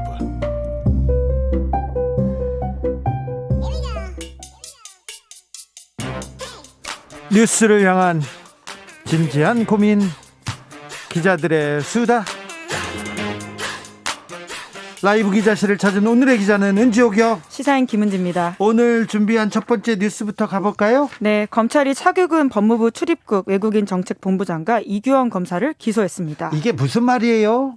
네, 두 사람을 기소했다라고 하는 건데요. 그러니까 유죄의 신중을 가지고 재판에 붙였다라고 보면 됩니다. 그러니까 공수처와 검찰 사이에 공수처가 할지 검찰이 할지 누가 수사할지 누가 기소할지를 두고 갈등이 있었던 사건인데 결국은 재판으로 넘겼다는 거죠. 네, 그러니까 그 주체가 검찰이다. 이게 핵심이라고 볼 수 있는 건데요. 네? 앞서 기자들의 수다에서도 제가 이 갈등에 대해서는 말씀을 드린 바가 있습니다. 그러니까 이 사건은 김학의 전 법무부 차관의 해외 출국을 막는 과정에서 불법이 있었다. 이렇게 검찰이 판단하고 수사에 들어갔던 사건입니다. 원래는 검사들이 김학의, 그러니까 검사 출신 법무부 차관을 수사를 하지 않았어요. 한 번 2013년, 2014년 두 두 번이나 이렇게 안 하고 그 다음에 큰 문제가 됐을 때도 조금 수사를 안 했거든요. 갑자기 그때 막 도망가려고 했잖아요. 네, 검찰 과거사위원회가 관련된 조사를 하고 그것이 수사로 바뀌는 과정이었었는데요. 그때 그렇게 해외 출국을 막는 과정에서 오히려 이제 검찰에서는 관련자들이 문제가 있다 이렇게 판단을 하고 수사를 하고 있습니다. 그러니까 국민들은 검사들이 제 식구 감사기로 검사들을 수사를 안 하는구나. 이걸 중요하게 생각했는데 나중에 보니까 절차상의 문제가 있었다 이렇게 판단을 하고 있는 건데요. 그걸 언제부터 그렇게 절차를 잘 따지셨는지 아무튼 이게 가장 중요한 부분이 됐습니다. 네, 물론 뭐 절차도 중요하긴 한데 이제 네. 결과적으로 이 사건이 굴러가게 되었습니다. 네. 그런데 검사 등 고위공직자에 대한 수사 기소권은 새로 출범한 공수처가 가지게 되어 있잖아요. 예. 그런데 이 사건 그래서 수사하던 수원지검이 공수처에다가 지난달에 사건을 넘겼습니다. 그랬는데 근데 문제는 아직 공수처가 제대로 꾸려져 있지 않기 때문인 건데요. 검사가 없어요. 거기에 수사관이 없습니다. 예, 이게 계속 이렇게 늦어지다 보니까 이제 겨우 좀 출범할 수 있는 상황이 되었는데 그래서 수사가 당장 가능하지 않다 이런 점을 내세워서 공수처가 다시 사건을 검찰로 보냈거든요. 검찰이 그래서 기소를 했다는 거죠. 네, 그렇습니다. 그런데 이제 공수처가 기소는 우리가 하겠다 이렇게 이야기를 하면서 중간에 갈등이 불거진 바가 있습니다. 예. 그래서 이에 대한 해석이 최근에 나오기도 했는데요. 예. 대법원 법원행정처에서는 해당 재판부가 법률 해석 적용해서 판단할 사항이기 때문에 이 갈등은 재판부에서 판단해라 이렇게 밝혔습니다. 예, 판사들이 하겠다는 거예요. 자, 그럼 법정에서 다퉈질 가능성이 높네요. 네, 그렇습니다. 왜냐하면 이제 피고인이 된 차규근 본부장과 이규영 검사가 검찰의 공소제기가 위법 부당하다 이런 주장을 펼칠 가능성이 높기 때문인데요. 일단 검사들이 검찰의 공소제기 부당하다 이렇게 얘기합니다. 네, 이제 그러다 보니까 이 판단을 먼저 재판부가 하고 그 다음에 재판 자체가 이뤄질지 말지가 결정이 될 것으로 보입니다. 네. 그리고 이제 공수처에서는 이번 사건을 계기로 사건 사무규칙 제정을 준비하고 있다라고 하는데요. 공수처를 만들 때만 하더라도 이러한 상황을 예상을 못했던 거죠. 수사 공백 사이에 다시 기소 어떻게 하느냐 이런 디테일한 문제들을 거기까지 몰랐겠죠. 네, 이제 보완하기 위해서 이러한 사무규칙을 제정하겠다라고 하고 있는데요. 하지만 검찰에서는 반대 의견 밝히고 있습니다. 여기서 중요한 사람이 하나 있습니다. 이성윤 서울중앙지검장. 이 부분 이성윤 지검장을 기소할지 안 할지 이게 가장 관심사입니다. 네, 그렇죠. 지금 수원지검에서는 이 사건을 수사하고 있는데요. 이 지검장의 소환을 계속 요구했습니다. 그런데 이 지검장은 이 사건은 공수처가 해야 되는 거기 때문에 난 나가지 않겠다 이렇게 밝혀서 계속 검찰에 나가지 않았고요. 네. 이제 그런데 공수처가 지난달 7일에 공수처장의 관용차를 제공해서 이 지검장을 면담했다 이런 사실이 드러나오면서 좀 비판을 받고 있는데요. 네. 공수처는 보안상 이유였다 이렇게 밝히고 있고요. 하지만 또 관련 기록들이 없어서 또 눈길을 끌고 있습니다. 이건 또 좀 약간 의아해하는 사람들이 많습니다. 그리고 이성윤 중앙지검장은 지금 검찰총장의 후보군에서 가장 앞에서 달리는 사람이거든요. 그래서 관심이 많습니다. 참 검찰이 검사들에 대한 수사가 굉장히 좀 뜨겁기도 하고 차갑기도 하고 때에 따라 달라요. 좀 그래 이 사건 보면 더 그런 생각 듭니다. 네, 제19 감싸기다 이런 비판들을 항상 검찰이 사왔고요. 네. 사실 그러한 것들 때문에 공수처가 출범했던 것도 굉장히 큽니다. 네. 사실 김학의 사건의 본질도 검찰이 김학의 전 차관을 2번이나 봐주면서 묻힌 일이었잖아요. 그렇잖아요. 예, 그래서 검찰의 제19 감싸기 대표적인 사례다 이런 지목을 많이 받았었는데 네. 당시만 하더라도 검찰 내부에서 검찰이 부끄럽다 이런 목소리가 제 기억으로는 별로 없습니다. 검사들은 또 이런 거 있잖아요. 제19 감사기 다 절대 검사가 검사를 봐줘야지 그러면서 그냥 암묵적으로 넘어가곤 했어요. 네, 그러니까 이제 외부와의 각을 잘 세우는 검찰이 내부 비판에 너무 인색하다 이런 인색했죠. 네, 인상을 지울 수가 없는데요. 인색했죠. 예. 네, 최근에 또 그런 사례가 하나 더 있더라고요. 최근에 윤석열 전 검찰총장 네. 정치 행보가 있는데요.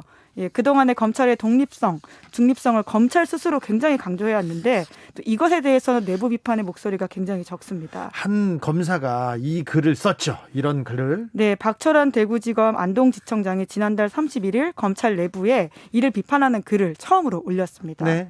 전직 총장이 어느 한 진영에 참여하는 형태의 정치활동은 아무리 생각해도 법질서 수호를 위한 기관인 검찰의 정치적 중립성과 독립성에 대한 국민적 염원과 모순되어 보인다. 라고 썼는데요. 그런데 이제 정작 이 글에 네. 달린 댓글은 윤석열 전 총장 편을 드는 내용이 많았다라고 머니투데이가 보도하고 있습니다. 네. 이런 내용들이 있는데 윤 전 총장은 누구보다 정치적 중립을 위해 노력하다가 내쫓기듯 나갔다. 자연인이 정치를 하든 무엇을 하든 간에 검사 게시판에 언급할 문제가 아니다. 정치를 한다면 국민이 판단할 문제다. 이런 네. 식의 반박이 있었다라고 합니다. 이건 좀 너무하잖아요. 예, 검사들끼리 이런 이야기를 하고 있다고 하네요. 검사들끼리 검사 편은 참 잘 들어줍니다.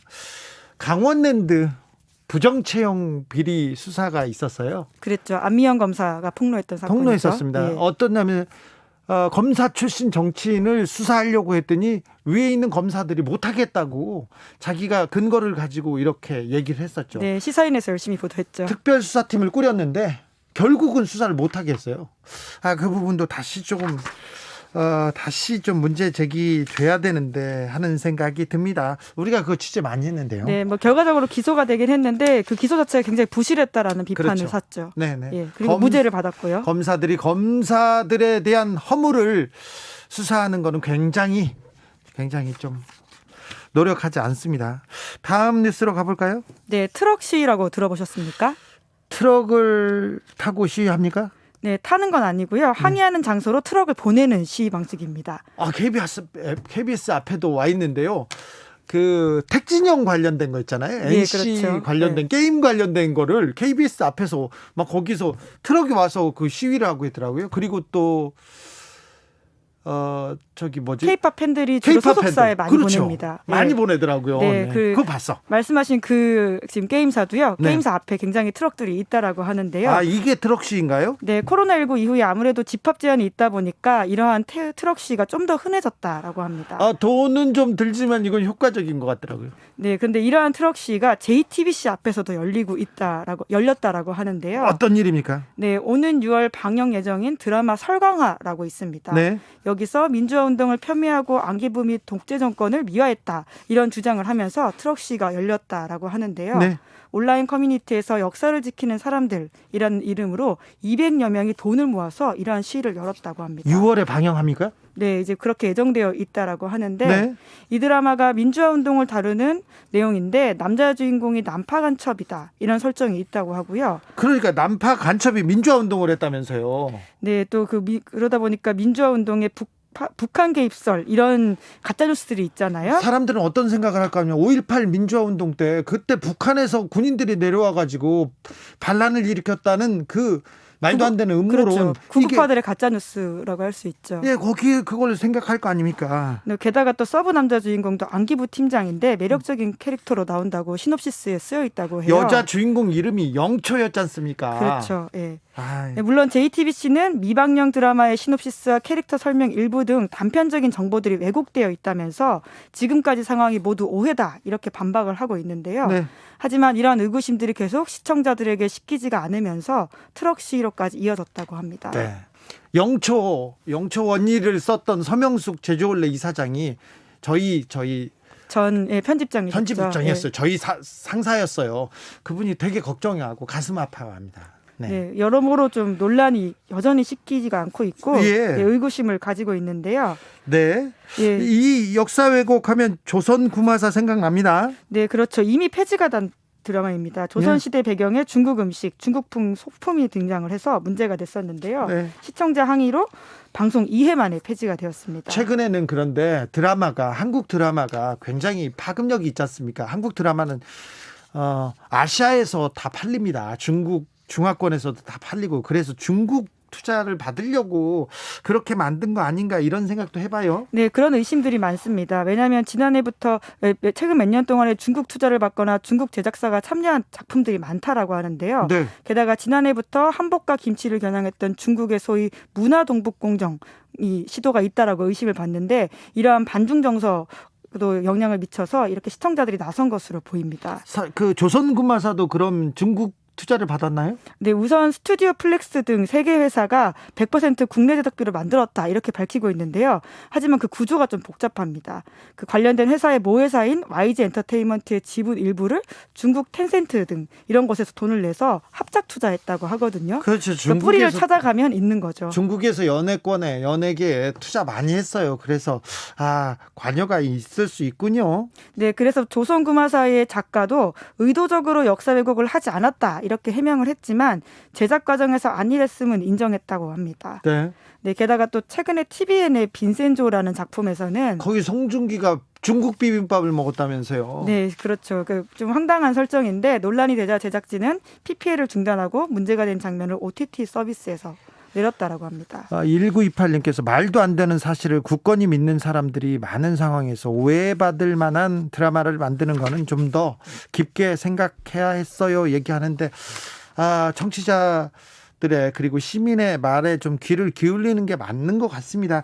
앞으로 시청자들이 더 적극적으로 행동할 것 같습니다. 네, 이제 그런 분위기들이 커지고 있습니다. 한국 드라마가 세계적인 주목을 받으면서 잘못된 사실이 널리 유포되는 건 막아야 한다. 이런 분위기가 커지고 있고요. 예? 게다가 또 새로운 세대들이 적극적으로 자기 의사를 표시하고 그런 또 사회적인 분위기 때문에 콘텐츠 제작진들도 각성하는 모습이거든요. 네. 다만 이제 드라마가 폐지까지 되는 사례로 가게 되면 사극이나 시대극의 퇴행도 좀 올 수 있지 않냐 이런 우려도 있다고 합니다. 그렇죠. 드라마는 상상력의 영역인데 네. 여기까지 이렇게 검열하느냐 이런 걱정을 할 수도 있습니다. 네, 이제 그러다 보니까 건강한 비판과 콘텐츠 산업 사이 균형 잡기가 이제 좀 첫 실험 때 오른 게 아니냐라는 생각도 듭니다. 그래도 좀 걱정은 됩니다. 설광화는 6월에 방영 예정이라고요? 네, 우선은 아직까지 JTBC가 드라마를 보면 그렇게 오해가 사라질 거다라는 이야기를 하고 있어서 방영 예정은 그대로 가고 있습니다.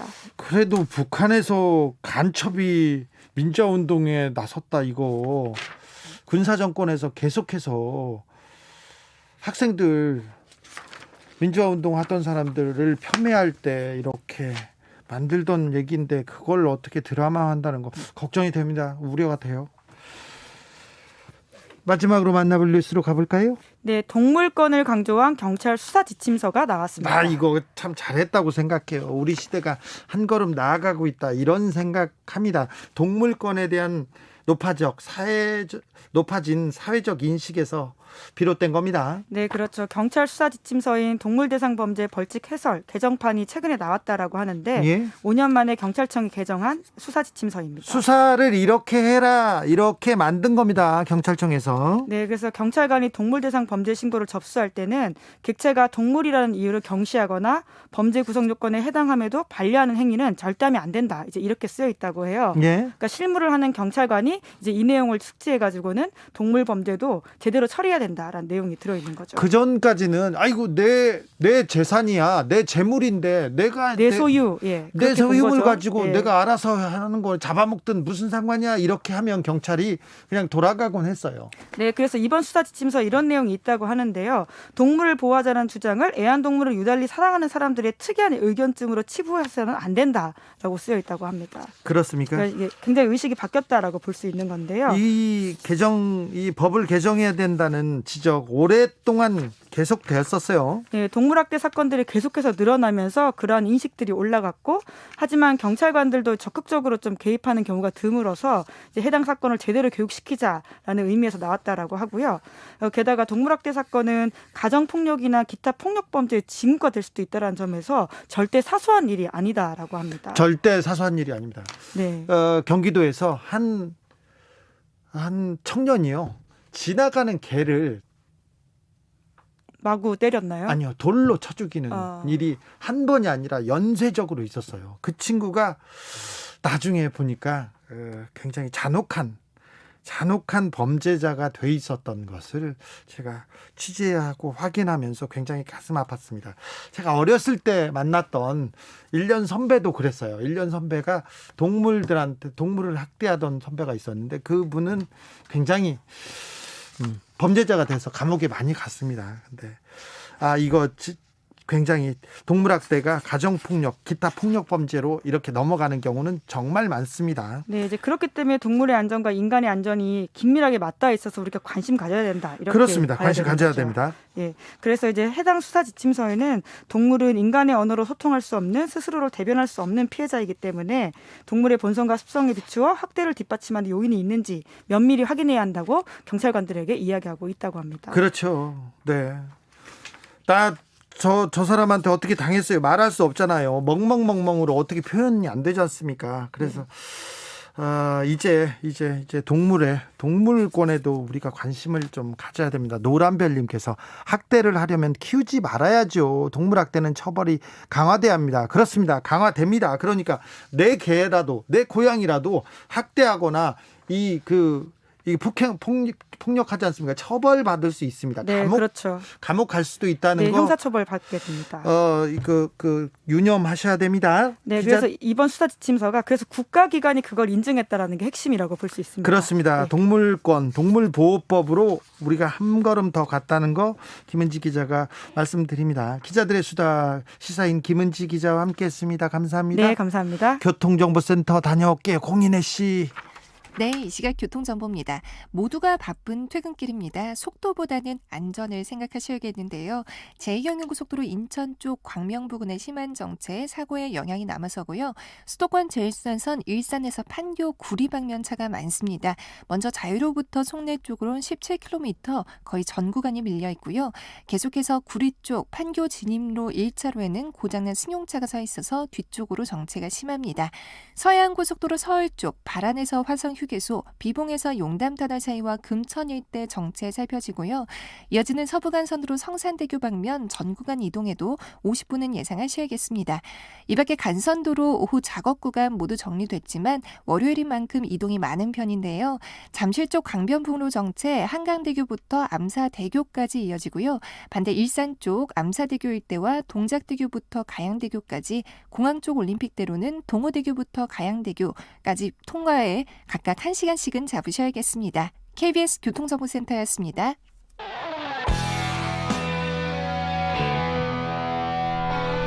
스치기만 해도 똑똑해진다. 드라이브 스루 시사 주진우 라이브.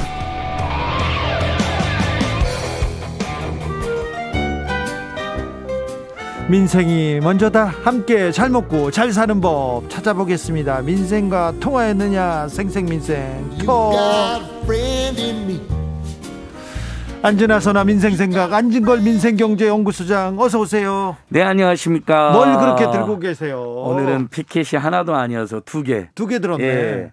오지게 안 터진 오지게 비싸기만 네. 안 터져 비싸 속 터져 이 통사 정부는 5G 문제 해결하라. 오지게 안 터지는 오지. 불통을 보상하고 중저가 요금을 내놓고 5G 단말기로도 LTE 가입을 하게 해달라. 진짜 오지게 비싸기만 해요. 오늘 SK텔레콤 앞에서 제가 직접 SK텔레콤 본사를 너무 좋아합니다. 네. 왜? 통신요금 내려달라고 지금까지 한 100번은 간 것 같아요. 우리 소장님은 참 대기업 본사 앞 진짜 좋아해. 네. 근데 오늘 이 피켓을 아끼기 위해서 뒤에는 또 우리 중소상공인들 너무 여전히 힘들다. 재난지금 들어오고 있지만 손실보상 소급 적용 임대료 어떻게든 분담해야 된다. 이번에 서울시장 후보 중에 박영순 후보 같은 경우는 임대료 30% 인하를 들고 나왔습니다. 근데 그것도 사실은 의미는 있지만 모자랍니다. 왜냐하면 캐나다는 75%를 깎아줬잖아요. 정부가 50%를 내주고 건물주가 25%를 분담하니까 세입자는 25%만 냈거든요. 근데 박영순 후보는 30%만 인하한다고 하니까 근데 그거라도 얼른 해달라라는 요구가 있는 거고요. 그다음에 임대료 문제 어떻게든 해결해야 된다. 만약에 영업정지나 영업제한이 다 풀리면 임대료는 이분들이 내는 거예요. 그렇죠. 근데 지금도 영업정지, 영업제한 가동 중에 있잖아요. 그러니까 얼마나 힘듭니까? 임대료 고통 분담 같이 해야 될 텐데 이 부분에 대한 논의가 이번 선거에서 그렇게 맞습니다. 활발하게 진행되진 않았어요. 여러 가지 이슈가 많이 터지면서 내곡동이 여러 가지 터지면서 이거 이슈가 많이 안 됐는데 저희는 선거라는 거에서는 가장 중요한 쟁점 민생이 돼야 된다. 재난지원금 누가 주냐 안 주냐, 주면 얼마나 주냐 이런 게 굉장히 중요한 이슈거든요. 지난주 이번 주 우리 국민들의 가장 큰 이슈는 무엇이었을까요? 저는 다넣고 재난지원금이라는데 제가 그래서 통계를 또 갖고 왔습니다. 네, 잘 들고 와요. 우리 또 소장님은. 이제 우리 국민들에게 돈이 되는 정보 하나 드리면 일단 이자율이 올해 7월 7일부터 모든 돈 빌리는 거래에서 이자율이 24%에서 20% 떨어지거든요. 최고 이자율이 20%로 떨어집니다. 그렇습니다. 그래서 이제 20% 이상이면 전 세계적으로 폭리라는 비난을 받아요. 그러니까 우리나라도 폭리가 없으면 제대로 된 문명 국가가 되는 건데 이 정보는 왜 중요하냐? 자, 지금 급전이 필요한 분들 있으시잖아요. 대법원에 가서 24%로 돈을 빌릴 분들. 그걸 혹시 빌리더라도 7월 6일 날 갚는 거로 빌리셔야 돼요. 무슨 말인지 아시죠? 7월 6일 날까지만 24% 요금 적용하고 이자율 7월 7일부터는 그날부터는 새로 계약을 하면 되잖아요. 이게 이자율이 소급 적용이 되지 않습니다. 이미 빌린 돈은 옛날 이자율이 적용이 돼요. 아이고 이것도 은행만 유리하게 만들어놨네요. 그러니까 그래서 근데 원래 모든 법이랑 소급 적용이 안 되니까 그래서 지금 제가 꿀팁을 드리는 거예요. 혹시 카드사나 대부업체 같은 데서 20% 이상의 금리를 빌려야 될 상황이시면 7월 6일 날까지 일단 상환하는 거 정도로 빌리시고 7월 7일부터는 20% 이하로만 법에 의해서 정해졌으니까 그렇게 금리를 이용하시는 거고요. 네. 자, 4차 재난지원금으로 들어갑니다. 네. 자, 오늘까지 몇 명이 받으셨느냐? 네. 220만 명, 이제 소상공인만 하는 겁니다. 예. 왜냐하면 지금 특수고용 노동자들 경우도 이미 기존에 받았던 한 100만 명 가까운 분들은 50만 원이 그대로 들어갔습니다. 네. 이제 신규 특수고용 노동자들이나 프리랜서, 그러니까 2차나 3차를 못 받았던 분들은 4월 12일부터 온오프라인으로 신청을 받아요. 이건 네. 좀 이따 설명해 드릴게요. 자, 일단 소상공인들은 오늘 오후 3시 기준으로 220만 명 3.8조가 들어갔습니다. 아, 네. 1인당 영업금지 500만 원, 영업금지에서 영업 제한으로 간 경우 400만 원, 영업 제한인 경우 300만 원. 근데 정말 큰 돈이죠. 빨리 잘 줬네요. 어마어마합니다. 이건 K방역 못지않은 K민생 대책으로 평가를 받을 수 있는데 네. 그다음에 이제 예전에는 한 사람이 2개, 3개를 해도 한 개 업체에만 재난지원금을 줬어요. 네. 이번엔 최대 2배까지 줍니다. 2배까지. 그러니까 뭐 3개, 4개 사업을 하는 분들 있잖아요. 다 네. 힘들었을 거 아니에요. 인건비도 다 나가고 임대료 다 나가고 그래서 최대 2배까지 지원하고 이분들 오늘 이게 전국에 7만 3천 명쯤 됩니다. 네. 이분한테 문자가 발생됐고요. 노점상 그냥은 조선 안 된다는 시민들 지적을 받아들여서 사업자 등록을 했거나 사업자 등록을 하는 분 4만 명 50만 원 예. 지금 신청이 또 시작됐습니다. 그러니까 지금 노점상 하는 분들 중에 너무 힘든데 사업자 등록이 안 돼서 좌절 안 된다고 들으셨을 거예요. 예. 사업자 등록을 지금이라도 하시면 이제 재난지원금이 되고요. 법인 우리 방송 제일 많이 들으신 분은 우리 택시사님들. 네. 그중에서 개인 택시사님들은 100만 원이 지급되고요. 네. 영업이 감소한 업종으로 규정돼서 100만 원입니다. 네. 근데 혹시 개인 택시 분 중에도 영업이 늘어난 분이 있다. 외적으로. 사실 이번 코로나 때문에 영업이 그러기 쉽지 않아요. 거의 없는데 네. 그분들은 제외됩니다. 역시 이것도 국민들께서 지적하신 거예요. 다 좋은데 매출이나 영업이 늘어난 사람은 솔직히 빼야 되는 거 아니냐는 지적이 수용이 된 건데 네. 자, 법인도 마찬가지예요. 법인 매출이 늘어났잖아요. 그럼 못 받아요. 근데 아, 네. 법인 매출이 늘어날 리가 없겠죠. 대기업만 늘었어요. 그러니까 택시는 대부분 중소기업이니까. 네. 그래서 대부분 들어가는데 8만 명이 70만 원. 예. 근데 택시기사는 주냐 관광버스 전세기사는 안 주냐고 또 이분들이 문제를 많이 했어요. 그래서 관광버스 전세버스 기사님들도 70만 원. 잘했네. 그래서 이렇게 굉장히 사각지대가 이번에 줄어들어서 0.5 헥타르 농민들이랑 급식농가 하이농가도 지원이 되잖아요. 네. 굉장히 이번에 꼼꼼해진 거예요. 다만 우리 방송 들으시는 또 소상공인이나 특고나 프리랜서가 아닌 분들이 이렇게 지적을 할 겁니다. 네. 먼저 특고 프리랜서는 이미 받은 분들은 이미 지급이 되고 있고요. 네. 2차, 3차 때. 근데 새로 받는 분들은 이분들은 요건이 조금 까다롭습니다. 매출 감소가 25%가 입증이 돼야 되는데 네. 어쨌든 4월 12일부터 온라인으로 받기 시작한다. 예. 그래서 특수고용 노동자나 프리랜서 문화예술인들 좌절하지 마시고 신규인 경우는 100만 원이 지급됩니다. 이거 신청을 하라는 거고요. 자, 근데 이 방송 듣는 분들의 근본적 문제제기. 이분들이 힘들었으니까 더 많이 주는 건 이해되는데 우리 가족도 힘들었는데 나도 저소득 노동자인데 왜 우리는 안 해주나. 그래서 그 문제는 제가 일관되게 말씀드리잖아요. 5번째 재난지원금은 전국민 재난지원금으로 갈 수밖에 없다. 이게 참 어려운 문제예요. 누구는 그렇습니다. 주고 누구는 안 주고 그러면 나만 어렵냐? 속상해요. 세상에서 제일 어려운 사람이 나야 이렇게 얘기하는 사람들 많잖아요. 맞습니다. 그러니까 이게 두 가지 문제 있나요? 자, 이성적으로는 나보다 더 어려운 사람한테 많이 주는 거 찬성. 네. 근데 사실 우리도 1년 반 가까이 힘들었는데 이런 네. 감성이 살아나고요. 두 번째는 실제로 이성적으로도 나보다 힘든 사람 더 많이 주는 것도 찬성하는데 이성적으로 나도 따져봐도 나는 노동자로서 소득이 줄었거나 그대로예요.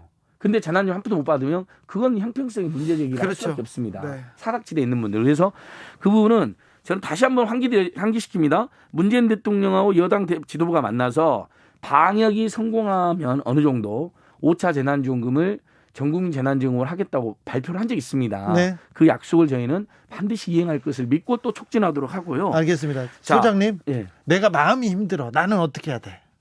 빨리 끝내야 돼서. 아니요. 그런 건 아니에요. 자, 다음 뉴스로. 그래서 요거 이제 하나만 알아두면 근데 이 4차 재난지원금 너무 문의하고 싶잖아요. 네. 막 문자를 많이 보내세요. 네. 자, 전용 콜센터가 있습니다. 콜센터도 있어요? 중소기업부 이제 소상공인이나 자영업자들은 무조건 1811-7500으로 하시면 됩니다. 네. 왜 나는 연락이 안 오나. 1811-7500으로 전화해가지고. 4차 재난 전용 콜센터. 네. 자, 특수고용 노동자, 프리랜서, 법인 택시 기사님들, 그다음에 전세버스, 관광버스 이런 노동자들 있잖아요. 주로. 네. 이분들은 고용노동부 전용 콜센터 1899-9595. 1899-9595. 9595. 그리고 그냥 포탈에 그냥 4차 재난 문의처 하면 다 뜹니다. 네. 예, 그래서 혹시 궁금하신 거 제가 문자 다 읽어드리고 일일이 답하고 싶지만 시간이 없으니까 일단 전용 콜센터를 알려드린다. 알겠습니다. 참 민생을 위해서 오늘도 고생 많으셨습니다. 아, 벌써 끝났습니까? 끝났어요. 서울시는 또 별도로 4차 재난지원금 4월 중에 하는데요. 네. 여기는 집합금지 업종 150만 원, 집합제한 업종 60만 원 추가로 줍니다. 그러니까 아까 집합금지 500만 원 받은 분들 있잖아요. 네. 그분들은 서울시에 입주했으면 650만 원 나오고요. 네. 영업제한이면 360만 원을 받는 겁니다. 그렇게요? 예, 그러니까 지자체가 또 별도로 대책을 하는 거예요. 경기도가 10만 원 지급하고 여수시가 25만 원 지급했던 것처럼. 네. 그러니까 우리 지자체는 그걸 안 하고 있다면 요청하셔야 돼요. 다 같이 힘든데 서울시는 보면요. 재밌는 게 법인 택시, 마을버스, 전세버스, 공항버스 기사들 이분들이 소득이 다 급감했거든요. 네. 50만 원씩 또 따로 줘요. 네. 그러니까 이게 다 그냥 절망하지 마시고 꼼꼼히 알아보자는 거예요. 지자체가 지원하는 거, 중앙정부가 지원하는 거. 네. 그다음에 그래도 못 받는 분들은 5차 재난지원금을 전국민 재난지원금으로 달라고 저희랑 같이 요청하면서 그걸 기다리자. 네. 네. 아무튼 가계부채는 빠른 속도로 증가하고 있고. 가계부채는 지금 100%를 향해 가는데 바로 그 문제를 해결하기 위해서도 재난지원금은 전 국민에 줘야 되는 것이고요. 예. 아까 5G 안 터지는 분들 지금 1,300만 가입됐는데 네. 일정의 보상금 통신재벌 3사가 줘야 됩니다. 그렇죠. 안 터지는데. 네. 속 터져요. 저번에 그 라임하고 옵티머스 불안전 판매에서 그 배상 80% 안팎까지 해주고 있습니다. 네. 근데 5G는 안 해줍니까? 네. 1,300만 가입자분들 이제 흔히들 말하는 우리 같이 골기해서 네. 빨리 통신재벌 3사 돈도 많이 버는데 네. 비대면 코로나 때 오히려 돈을 더 벌었거든요. 예. 그러면 최소한 1인당 시민단체들이 공부한 금액이 40만 원쯤 됩니다. 네. 40만 원씩이라도 배상해 주십시오. 40만 원씩? 예. 뭐 400만 원도 아니에요. 네. 너무너무 안 터지는데 지금 2년 동안. 알겠어요. 4월 3일이 지금 딱 오늘이 2주년 된 날이거든요. 4G 그 5G 상용화가. 네. 자, 배상하라는 피캐스팅을 하고 마무리하도록 하겠습니다. 네. 자, 5G가 안 터져서 민원이 오지게 발생해서 네. 자, 오지게 빨리 배상을 해 주십시오. 자, 오지게 비싸기만 한 오지. 네, 빨리 해결해 주세요. 생생민생 통안진걸 소장과 함께했습니다. 오늘도 감사합니다. 감사합니다. 오늘도 수고하고 지친 자들이여 여기로 오라. 이곳은 주기자의 시사 맛집 주토피아 주진우 라이브. I messed up tonight. I lost another fight. 느낌 가는 대로 그냥 고른 뉴스 여의도 주필. 나 집값 상투 잡은 거였어? 30대 패닉. 국민일보 기사입니다. 대출 한도까지 영끌해가지고 집 산 사람들 고민했냐고 걱정이냐고 이렇게 묻는 기사인데요. 다른 기사 볼까요? 다른 기사 보면 전국 1분기 아파트값 상승폭 역대 최고. 다른 기사 볼까요? 꺾이는 서울 아파트값. 어떻게 한날 나온 기사가 어떤 데선 상승했다, 어떤 데는 내려갔다, 어떤 데는 상승폭 최고가. 부동산 기사만큼 참 믿기 어려운 그런 기사도 없어요. 경제 기사만큼은 좀 정확한 데이터로 쓸 수 있는 거 아닙니까? 그런데 자꾸 이렇게 공포를 조장하거나 이렇게 사람들을 이렇게 불안에 떨게 하는 기사가 계속 나옵니다. 특별히 부동산 기사는 그렇습니다. 잘 챙겨보셔야 됩니다. 자, 부동산 기사 챙겨보셔야 됩니다.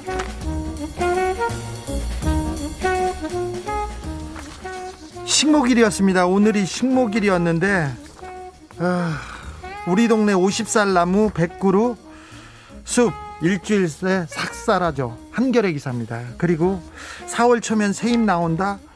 기후변화에 식목일 3월로 옮기나. 중앙일보 기사인데요. 벚꽃이 역대급으로 일찍 폈다고 하죠. 3월 평균 기온이 빠르게 오른 탓인데요. 꽃만 핀 게 아니라 나무 생장 시간표도 갈수록 이렇게 당겨지고 있습니다. 그래서 4월 5일 식목일을 3월로 옮기자는 주장에 힘이 실리고 있다고 합니다. 자, 언 땅 녹고 잎눈, 특히 눈 잎이 트기 전에 나무를 심는 게 적기라고 합니다. 그래야 뿌리가 단단히 자라고 에너지를 집중해서 이렇게 양분과 수분을 빨아서 잘 클 수 있다고 합니다. 1940년에 비해서 지금 2.3도, 약 평균 기온이 2.3도, 3월 평균 기온이 올랐다고 합니다. 계속 기온 상승 가속화될 것 같아서 식목일을 한 2, 3주 당기는 방안 검토하고 있다고 합니다.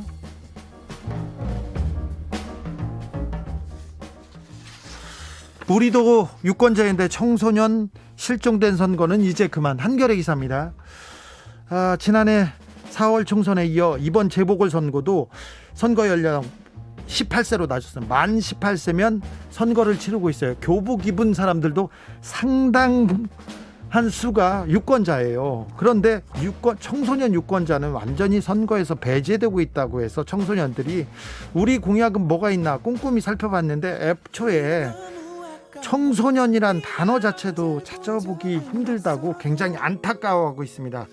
자, 우리 아이들 좋은 세상 만들어주겠다고 하면서 청소년 유권자는 후보를 선택하는 존재가 아니라 뭔가 대신 해줘야 하는 존재로 대상화된 것 같아서 안타깝다는 청년들의 외침이었습니다. 비와 박진영이 불렀습니다. 나로 바꾸자 들으면서 오늘 주진우 라이브 마무리하겠습니다. 저는 내일 오후 5시 5분에 돌아옵니다. 지금까지 주진우였습니다. 네가 남자가 있다는 사실을 알아. 그 남자에게 미안하지만 그 자리가 탐나. 나쁘지 않은 사람인 것도 알아.